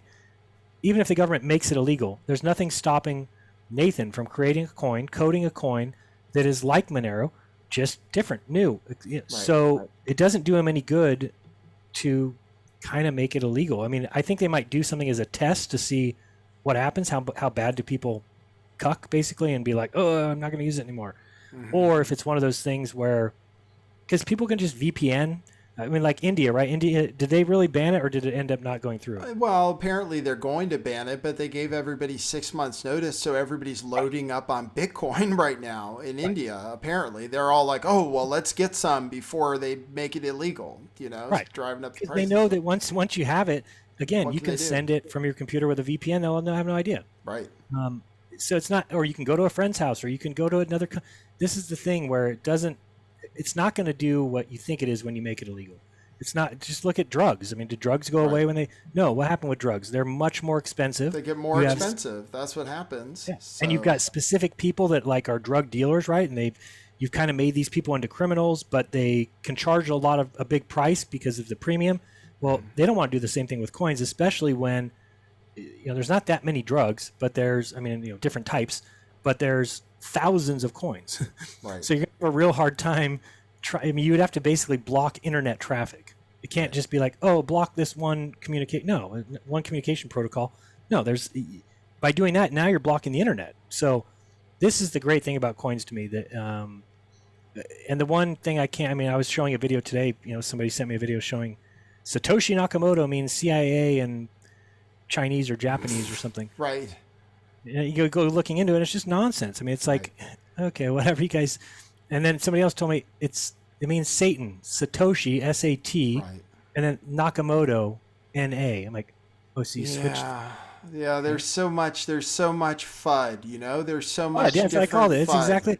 I'm like, don't you think that if you are the central government, central banks, wouldn't you want to put out this kind of information to get people to not no, we should just go back to dollars. That's why I always say, don't argue with me about Bitcoin. If you don't like it, great. I'm okay with that. If you're arguing on for the dollar, we have problems. Right, exactly. Then we have a conversation. Like it's a comparison, right? So people say, oh, Bitcoin's used for criminality. Well, the dollar's used for a lot more criminality. And anything's not good money if the criminals don't use it. What do you think you could invent where it's like, oh, good thing criminals don't use this particular money. They use everything. Right. I mean, if I wanted to buy some crack right now, tonight, I'd have a lot easier time with cash money. Good luck finding somebody who's going to sell it to you for Bitcoin. There's the real entrepreneurial dealership who comes to your house, or dealership, I said. That's the correct dealer that comes to your house with a whole thing full of it. And he's like really sophisticated. He's like, yes, here's my, QR code. Go ahead and pay me in Bitcoin, or not in Bitcoin, of course. Monero, right? So, Again, that's the thing. Is it any kind of item that has value can be used for anything, and you're not going to stop it by. I hate sometimes when I side with government. I know it sounds weird, but I don't mind their little deal right now where they have if you deposit or withdraw $10,000 that the bank has to do a little alert. Right. I mean, that's the kind of thing where, okay, whatever. Like nobody in the history that I know of has ever deposited $13,000 and then they had the FBI at their door the next day. Right. It doesn't happen that way. Do they initiate a little alert? Yes. Do you go into some computer system? Yes. But they don't have enough people to be like looking. Right. Oh, Nathan, deposit 13. We got to go. Everybody from Virginia, we got to fly out to California. No. So, but don't get me wrong. If you start doing that every week for 15, 16 weeks and your name kind of rises to the top of the list and they're like, oh, check Nathan. What did he, claim on his taxes last year? Oh, 40,000. Okay. Well, he's deposited 197,000 in the last 2 weeks. Okay. Now maybe they start looking into you. But this idea that, I'm just saying, I think that they've got money laundering kind of covered in the way that they have it handled right now, right? Which is any large trading of money, it's hard to do that without somebody noticing. Right? Yeah, I guess so. I mean, I had to move my stuff from Coinbase. I moved a big chunk of Bitcoin from Coinbase to BlockFi. And I don't know what they're going to say about it. I mean, I didn't sell it or anything, so it's not like I owe tax for what I did. So I don't know exactly. Well, if you move it off of Coinbase, that's called a cash event. It's the same as selling. But again, it depends on what you bought it at, and then they would just report it as capital gains. But even though it wasn't to sell for anything, it was just to move it from Bitcoin to Bitcoin, wallet to wallet. Yeah, because I'm pretty sure that when I you don't pull think off, when you move it from one wallet to another wallet that's an event. It's when you exchange it for another kind of coin or service, right? I'm not sure about that because I think they consider it that because think of if you're Coinbase, right? If you take a coin off their site that's worth 40,000, or you cash it and they give you $40,000 cash, that's the same thing. Well, I thought they were way different. So I need to get an accountant on the show because people are going to freak out. I think that the only thing that really makes a big difference is if you sell it for fiat and then they get a report on that. And then if they have your exchanges, like you're supposed to definitely report it every time you trade. But if you don't sell and you just move from one wallet to another wallet, I'm pretty sure that doesn't, yeah, okay. Somebody in my chat is saying, according to the IRS, transferring is not a taxable event. Okay, good. That's what I thought. Yeah. So you don't think Coinbase would even report that? I think they might. Oh, they might. Yeah. Okay. Yeah. I think they report it. I think they report it. Yeah. Because I looked at what Coinbase, because I'm having to do my taxes, I looked at what Coinbase has a record of, and they have records of transfers and stuff, and they have records when you sell for fiat to them, yes. to them, right? And then that's definitely a taxable event. So, I looked into it, but yeah, okay. So people, you're clear. Yeah, don't flip out. We're saying the same thing then. Yeah. What we're saying is if Coinbase has to make some sort of report, now whether or not you have to pay, you wouldn't pay. You never have to pay if you didn't get money for it. Right. Although I still think, like, to me, I feel like you shouldn't have to pay tax. It shouldn't be a taxable event unless it's for fiat. And then, okay, if it's for fiat. But I feel like if you're trading one crypto for another, well, even so, like, at least I could see the argument for that, even though I think it shouldn't be. But I've never understood capital gains because the government did absolutely nothing. So. Right, and it's actually just another form of currency. It's and one there's a reason certain amount too. Isn't there a certain amount you can go up to that they don't tax? Or because if you hold it longer than a year, the tax amount goes way down too. Right, the tax goes down if you hold it longer than a year and all this stuff. But then there are so many. I wonder. It's because they call it property. That's what's making it so confusing. Right. Because if it was, for instance, you don't have to pay capital gains on your dollars. Well, they know that it's not moving, so that's why they can't call it money, because then there would be no. You're like, oh, it's money. Well, then they don't want it to look like 0.1 Bitcoin is going to be 0.1 Bitcoin in 10 years.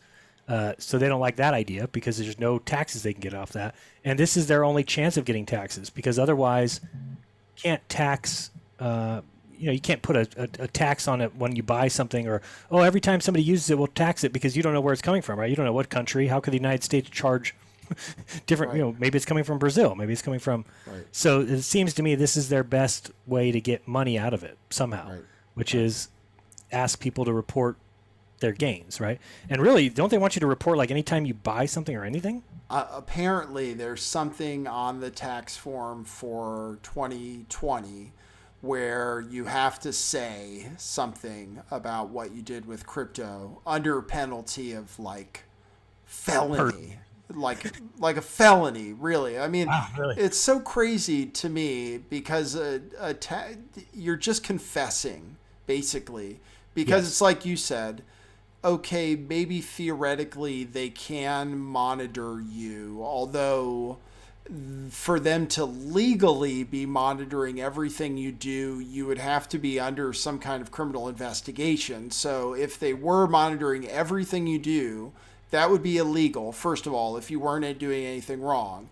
And so everything you're telling them is a confession. And yes, as your advisor or whatever, confess to every single freaking thing, because you can end up totally in prison and die there, because they're serious about their taxes. But on the other hand, it's not like it's not like fish to fry. Go look at the go look at the block and go look at the ledger, and you'll see hundreds of thousands of dollars in transactions and $1 million transactions happening every minute. Right. So they've got a lot to look into, and so Nathan, moving $4,000 worth of Bitcoin is not going to cause them to be like, oh no, we got to get on Nathan's. They've got a lot of things to look at. So some of these things I'm just not. And again, you're buying it with your money.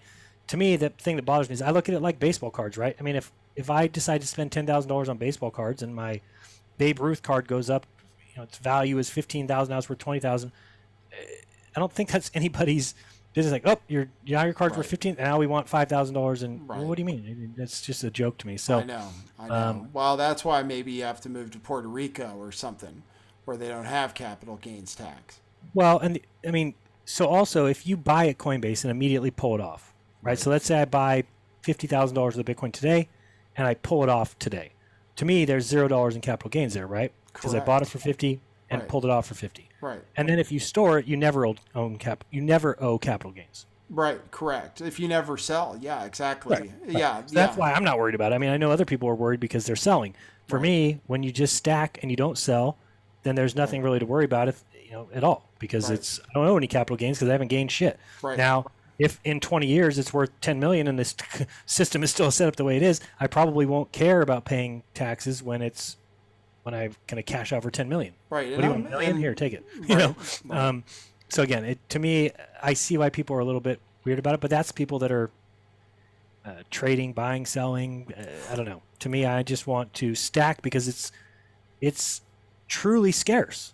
What else is there like that? Scarce things are worth money. There's a reason why the Mona Lisa is worth money. It's because there's one, and that's why it's protected, and that's why it's because scarce things have value, even though if it's a shitty painting. So scarce things have value, and when you have something that everybody considers valuable that's scarce, like gold, to me, I get it. I get why people like it, but it's really got not a lot of use. You're not gonna feed your family with it. They make it seem like it's got use, but in electronics, there's like a tiny bit of gold, but nothing. With gold, though, I don't know how much there is. They try and tell you, but we don't know where they're digging, how much they're digging. Right. There could be warehouses at places full of gold. How would we know? Right. There could be gold. Do we even know if there's gold in Fort Knox or not? I've heard both sides of the story. Right. How much gold is under the Kremlin? How much is in China?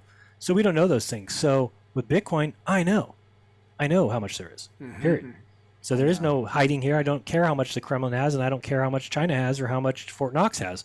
I know that by owning 0.25 Bitcoin, you own more than 99% of the world forever. And so that's a good place to start. Get that 0.25 and then just hold. Don't worry about, what's it going to do next month? What's it up to this year? It's like I told my sister, because she was like, oh, it went down. And I said, here, do me a favor. I said, set your alarm on your phone for a year from today. She said, okay, what for? I said, just put the price in there and have it alert you a year from today, and you'll notice that the price is much higher than it is today. And I said, just keep doing that every year, and you'll be fine.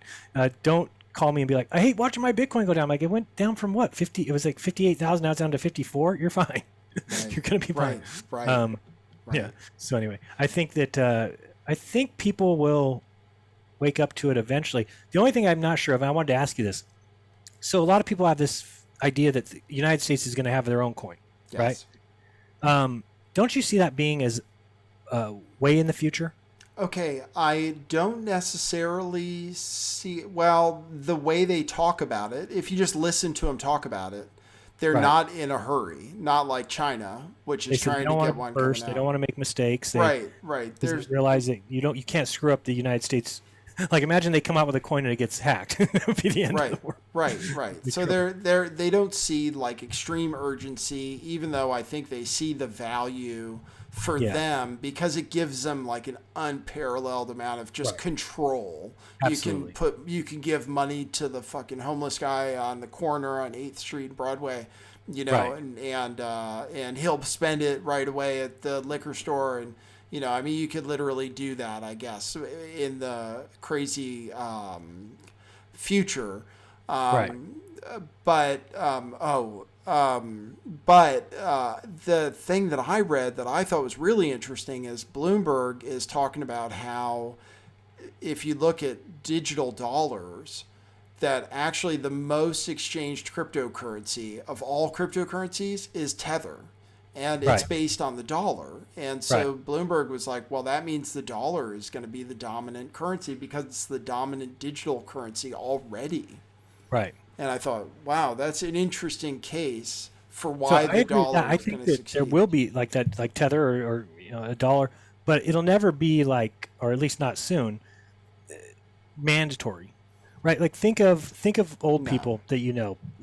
They're not going to be able to figure this out. How are they going to pay with crypto coins? Give me a break. They can barely not write a check. They take 45 minutes to write a check in the grocery store. No. And even the Fed said that, or Powell, I think, said that whatever they make, it has to also interact with the current system at the same time. So, right, because you can't have. I mean, think of all the POS systems in every store and every. I mean, to overhaul that takes a long time, right? Think of how long it took credit cards to. I mean, you're still rolling out things with credit cards, new little symbols, new little tracking, new little cards, and so those things take time. So I think a lot of people think like, oh, as soon as the dollar coin comes out, everyone's going to switch. And like, I hope people realize whenever the U.S. dollar coin comes out or any kind of, just remember that is centralized. Big difference. Is like you said, it's an absolute uncanny amount of insight into everything you do, and then then you're talking social credit score, man. Then you're talking, you said that on Twitter, then you don't get your monthly dividend. Oh, you did this, you can't go on a plane, and they'll know exactly when you're buying a plane ticket because it's your account, can't be anybody else. So that I do see where if somebody has a problem with crypto saying, well, that's the direction we're going, I agree with you. However, having a problem with it's not going to stop that. Right. It doesn't matter, and it doesn't change the story for Bitcoin and stuff. So what do you think about earning interest? I think that's the most exciting thing that I've run into, that I'm now earning interest on my Bitcoin and LiteCoin and stuff. And I think what is the interest about, like 6%? 6% on Bitcoin, up to 1 Bitcoin. So they cap you. And over 1 Bitcoin, they pay like 2% or something like that. But up to 1 Bitcoin on BlockFi, they pay 6%. And then there's Celsius also, and they pay even more. There's Crypto.com. That's the Celsius coin? There is a Celsius coin, and then there's a Celsius app. One of the people who did a consultation with me, he needed my help to buy Celsius coin. And I was asking him some questions about it, but he's like, "Oh, my brother said it's going to go up a huge or something." Yeah, a lot of people like it. People in my crypto Discord use Celsius. Like a banking thing or something? It's an interest. You basically these new services like Celsius and BlockFi and Crypto.com. You could put your Bitcoin there, and then it automatically earns interest if it's in that account. And then there might be some limits on how many withdrawals you can do a month or what have you. But a lot of times you can unstake the money pretty much right away. Interest pays out either weekly on Celsius or monthly on BlockFi, Gemini, and it compounds, and it's totally amazing. And people are doing it. Oh, and then the other thing is you can borrow against your cryptocurrency at low interest rates. Right. So that's kind of what people are doing, and when it's realistic like that, like 6% yearly is realistic, right? Not some of these places that do 6% weekly. Those scare me a little. Oh yeah, I mean, what is that? That's like Hex, right? Yeah, or other sites that I've seen that people are promoting. But again, those ones to me, it's just like it's not. Actually, even 5% a week is not that out of the question, because could somebody dealing with Forex and stocks make 1% a day? Maybe. But again, if you could make that much, you would go to a millionaire and you'd say, here's the evidence that I make 1% every day, 5% a week, and they would give you all the money you need to just run with that all. So why would they be out recruiting people to buy, send me your Bitcoins, I can pay this little, so I can make, it's a little questionable to me. But yeah, no, I have to look into some of those interest things. Like I said, when we started, which I got a little bit in like 2017, just started to kind of stack. And again, you always look back like, why didn't I get a whole one when it was cheap as could be? But once we started putting it away, I just haven't thought about moving it anywhere else. So haven't moved it in any kind of interest account. It's just put away in a place that I know about, and that our goal is one day it's worth a lot. So I'm not sure I would get into that, but I do want to look, because 6%, pretty intriguing. It's pretty good. I mean, the thing is like I look at it, and I'm like, the value. It's not like you're relinquishing the control. Well, I know you are relinquishing the keys, but I mean, if it doubles in price, you still get the value off what it's worth, right? you get everything. You still control the Bitcoin, and then you get the interest pays in Bitcoin Gotcha. or Litecoin or Aave or Filecoin, and to me, I'm like, oh my God, I can earn more Bitcoin, and it's kind of unbelievable. So, I think and I think I think more people are going to be doing that too, earning interest, because it's just so unbelievable. I mean, to think you can make 6%, you can make 8% on fiat equivalent. You can make 8% to some places pay up to 12% on like US dollar coin or Tether. Yeah. And, that's like, and I would think to myself, oh my God, Yes. normally if we, but that shows you that, and it's real and people can really do it. And I don't know, I feel like people on the street don't understand what's going on. Like, you tell somebody, hey, you can take your dollars, forget cryptocurrency. You're even telling me, and I'm like, oh, really? But I mean, I've seen it, and I've just questioned those things. But you're right. I mean, I haven't heard anything of any of those not being true. Even the Exodus wallet, I think, lets you stake certain coins. And on Exodus, on Kraken, lets you. And I saw that. It was weird. I was like, why did it say stake next to the US dollar coin? So what you're saying is, you put your US dollar there, and they're going to pay you for just allowing them to use it, basically, right? Yeah, I get pop-ups from my Brave browser all the time that says earn 8% on your crypto, and it's on US dollar coin, and it's just because they need liquidity, I think. Right. I think they really need liquidity. Right. Yeah. And they know with all their fees and everything else that they're making a shitload, so they're okay. Let's borrow your money and we'll pay you back. I could see that. It seems like such an opening for scams, but at the same time, if they're a legit company, I could see why they would need it, right? I mean, if it'd be this equivalent of me saying, hey, I could really use some extra money right now. I got some things I want to do. Right. Give me your Bitcoin and I'll pay you 6% over the course of the year, knowing that the value is going to go up, number one.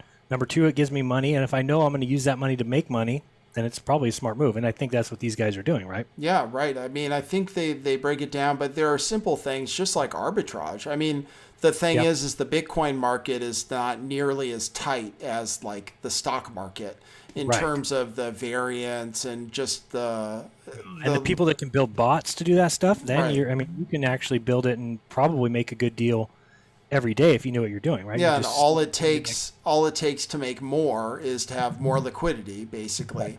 And so there are guaranteed ways to make money, right, with Bitcoin. It's just a little bit here and there maybe, but there are guaranteed ways to do it that's too hard for an individual person to get into. But yeah, you can earn interest on it because of that.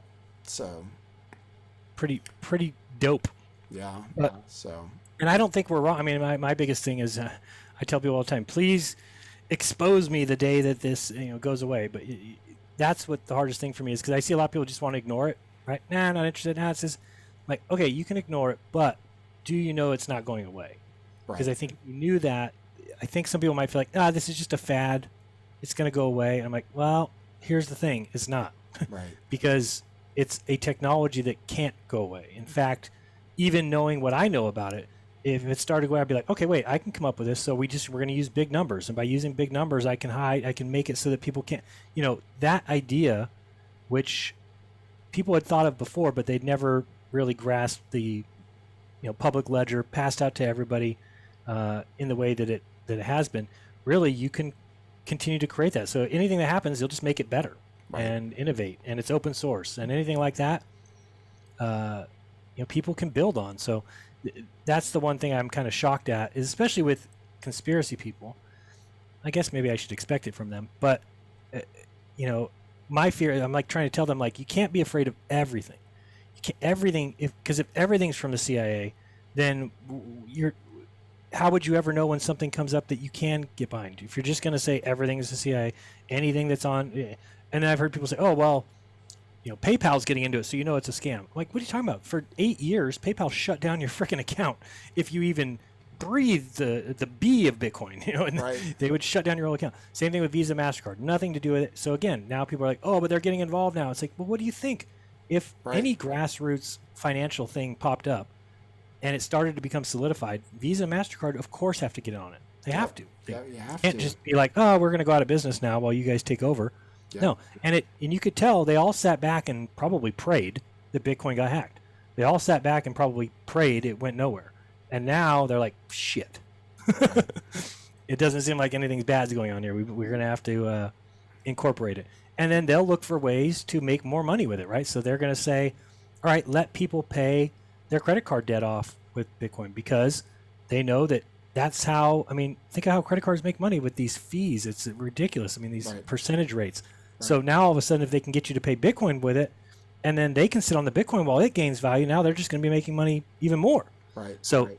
all people are going to get in on it, and it's just not going anywhere. I don't know how else to explain it to people, that you will not wake up in 5 years, I promise you, and there'll be no such thing as crypto coins.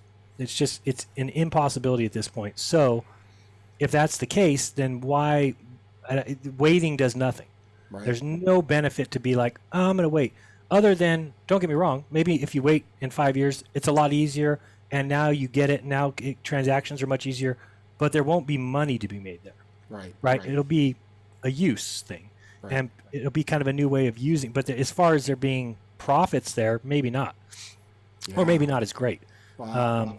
I just you know, like the idea that, especially with Bitcoin, is that you're really profiting or gaining from really, really rich people who are supposed to be way smarter than us. Yeah, I heard know? you say that the other day. You say some things I'm always like, man, I never thought of it that way. Yeah, you're right, though. Because, like, it makes me feel great. I'm like, oh, Elon Musk got in. Great. That guy's such an asshole, Right. Like, I'm so happy that he finally got into it. But he's pretty smart. Okay, he's smart enough. He got it. And you just see one more kind of smart person after another who it's kind of dawning on them. And then you're just going to see, then it's just going to be corporations. I just love the idea of making money based on corporations putting in their money into this thing that, we figured out, and they're just, they need to wait for it to get, it's just amazing to have an asset where. Isn't it great that Warren Buffett, too? Warren Buffett and Bill Gates don't like it, so I love it. Right. And eventually they're going to get in too. Of course they have to, but right. And that, like I'm saying, they're just like Visa, right? They're like, oh, it's a bubble. Just, okay, great. And then they're going to realize the hard way that, oh, shit, we missed the boat on this one. Yeah. Now, it's not going to, they don't care. It's not like that. They have plenty of money. They don't need more. But no, I like that too about it. And I think that I just like the idea of that I can, because I really think when it comes down to transactions, for instance, you and I, let's say, I make a thing for you, you do something for me, and we go back and forth. Why does anybody have to be involved in those transactions at all? Right. It should just be between you and I, and we both have cell phones and we both have little wallets, and we send it back and forth and we just trade value.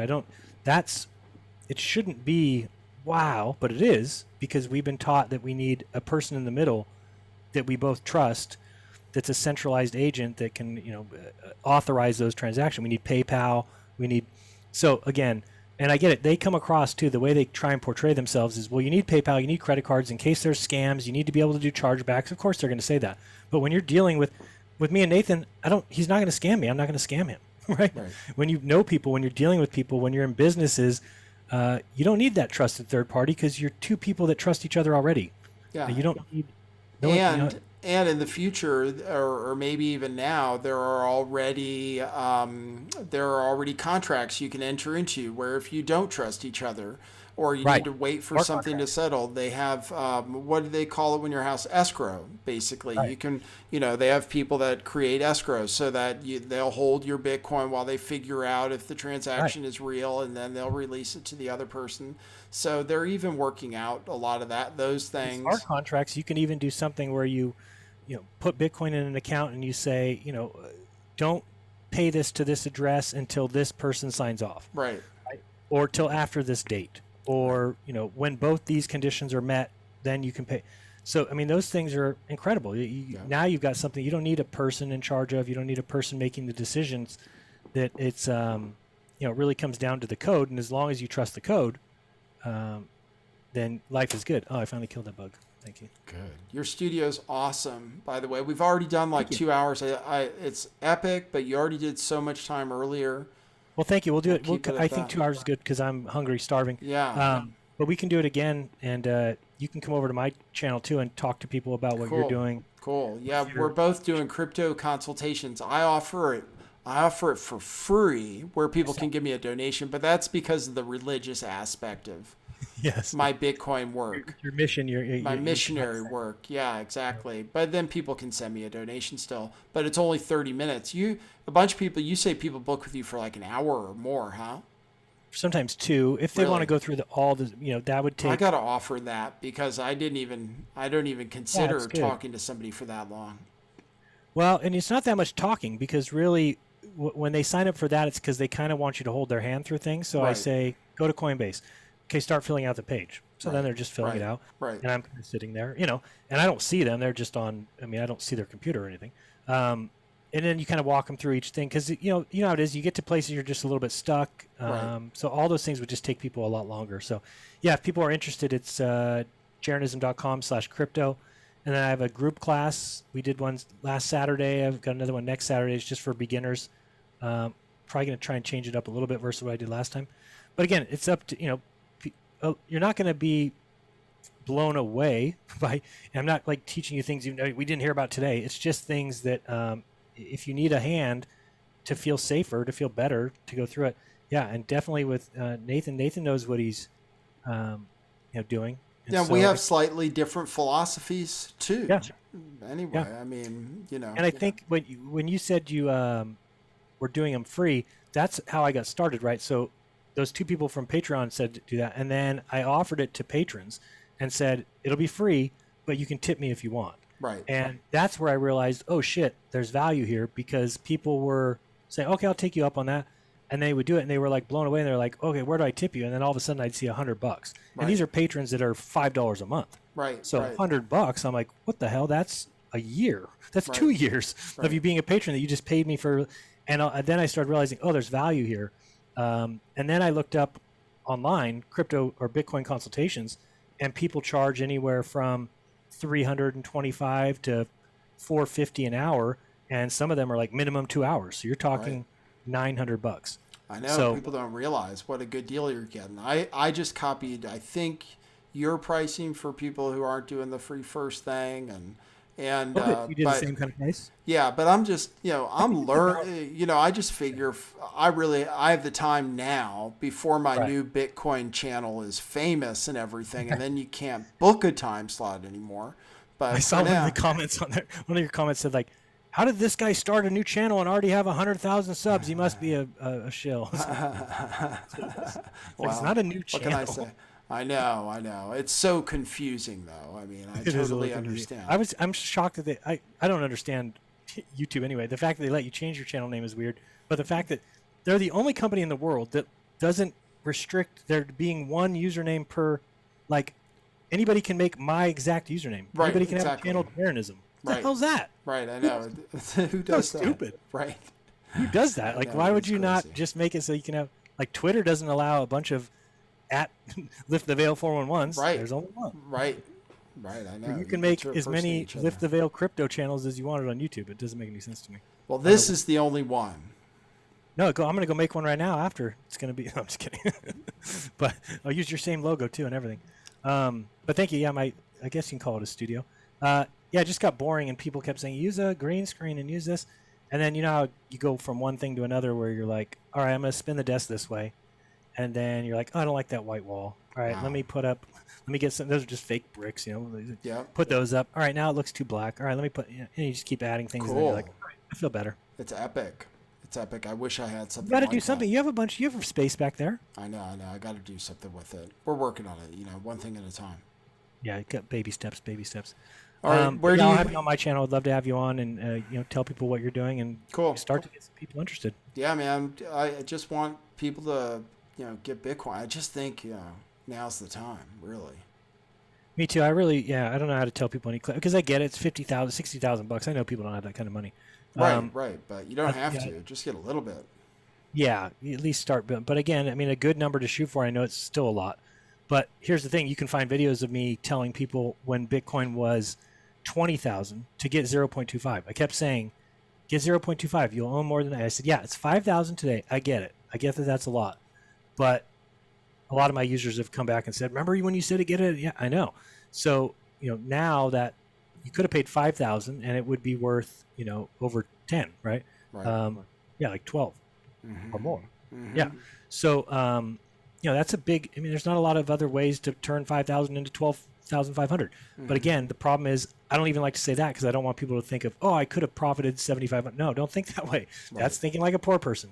Right. You pull that 7,500 out profit, great. What are you going to do with it? Now you've got a couple months of, lower rent, and it's not life changing. To me, you wanted to get that 0.25 and you want to put it away and you want to forget about it. And if you can add to it. But I have a feeling, 10 years, even maybe shorter, but put a 10-year date on it and say, I'm not going to touch this for 10 years. And as long as you can still do other things and pay for food and pay for rent, then just don't think of it as money like you do. Think of it as I'm investing in my future. Yeah, right. Just forget about it. Just forget about it and hope. Think horrible thoughts. Whenever you think about selling Bitcoin, just think terrible things. Yeah, I'm going to lose it if I sell it. It's going to be the worst. If I sell it now, it's just going to go up, Right. Yeah, do that. Forget about it. Just try to give yourself. Tell Katie I said hi. All right, thank you. And you got the latest shirts? I did not, but I haven't checked the mail. Wait, did you send it to the house or the P.O. box?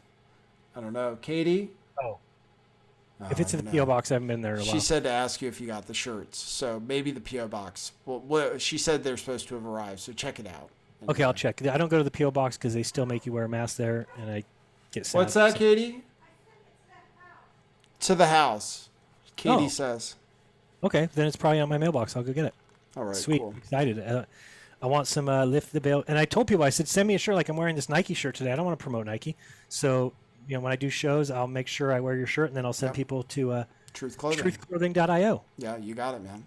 All right, cool. Thanks, everybody, for tuning in. Thanks, everybody on YouTube.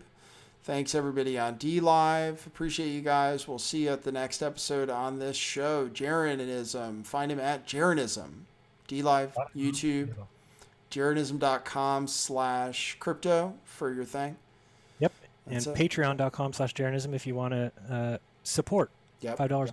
That's it. If you don't, hey, all right. All right. All right. See you later, YouTube. We are out of here. Have a good rest of your Friday night. That is what it is. Peace. All right.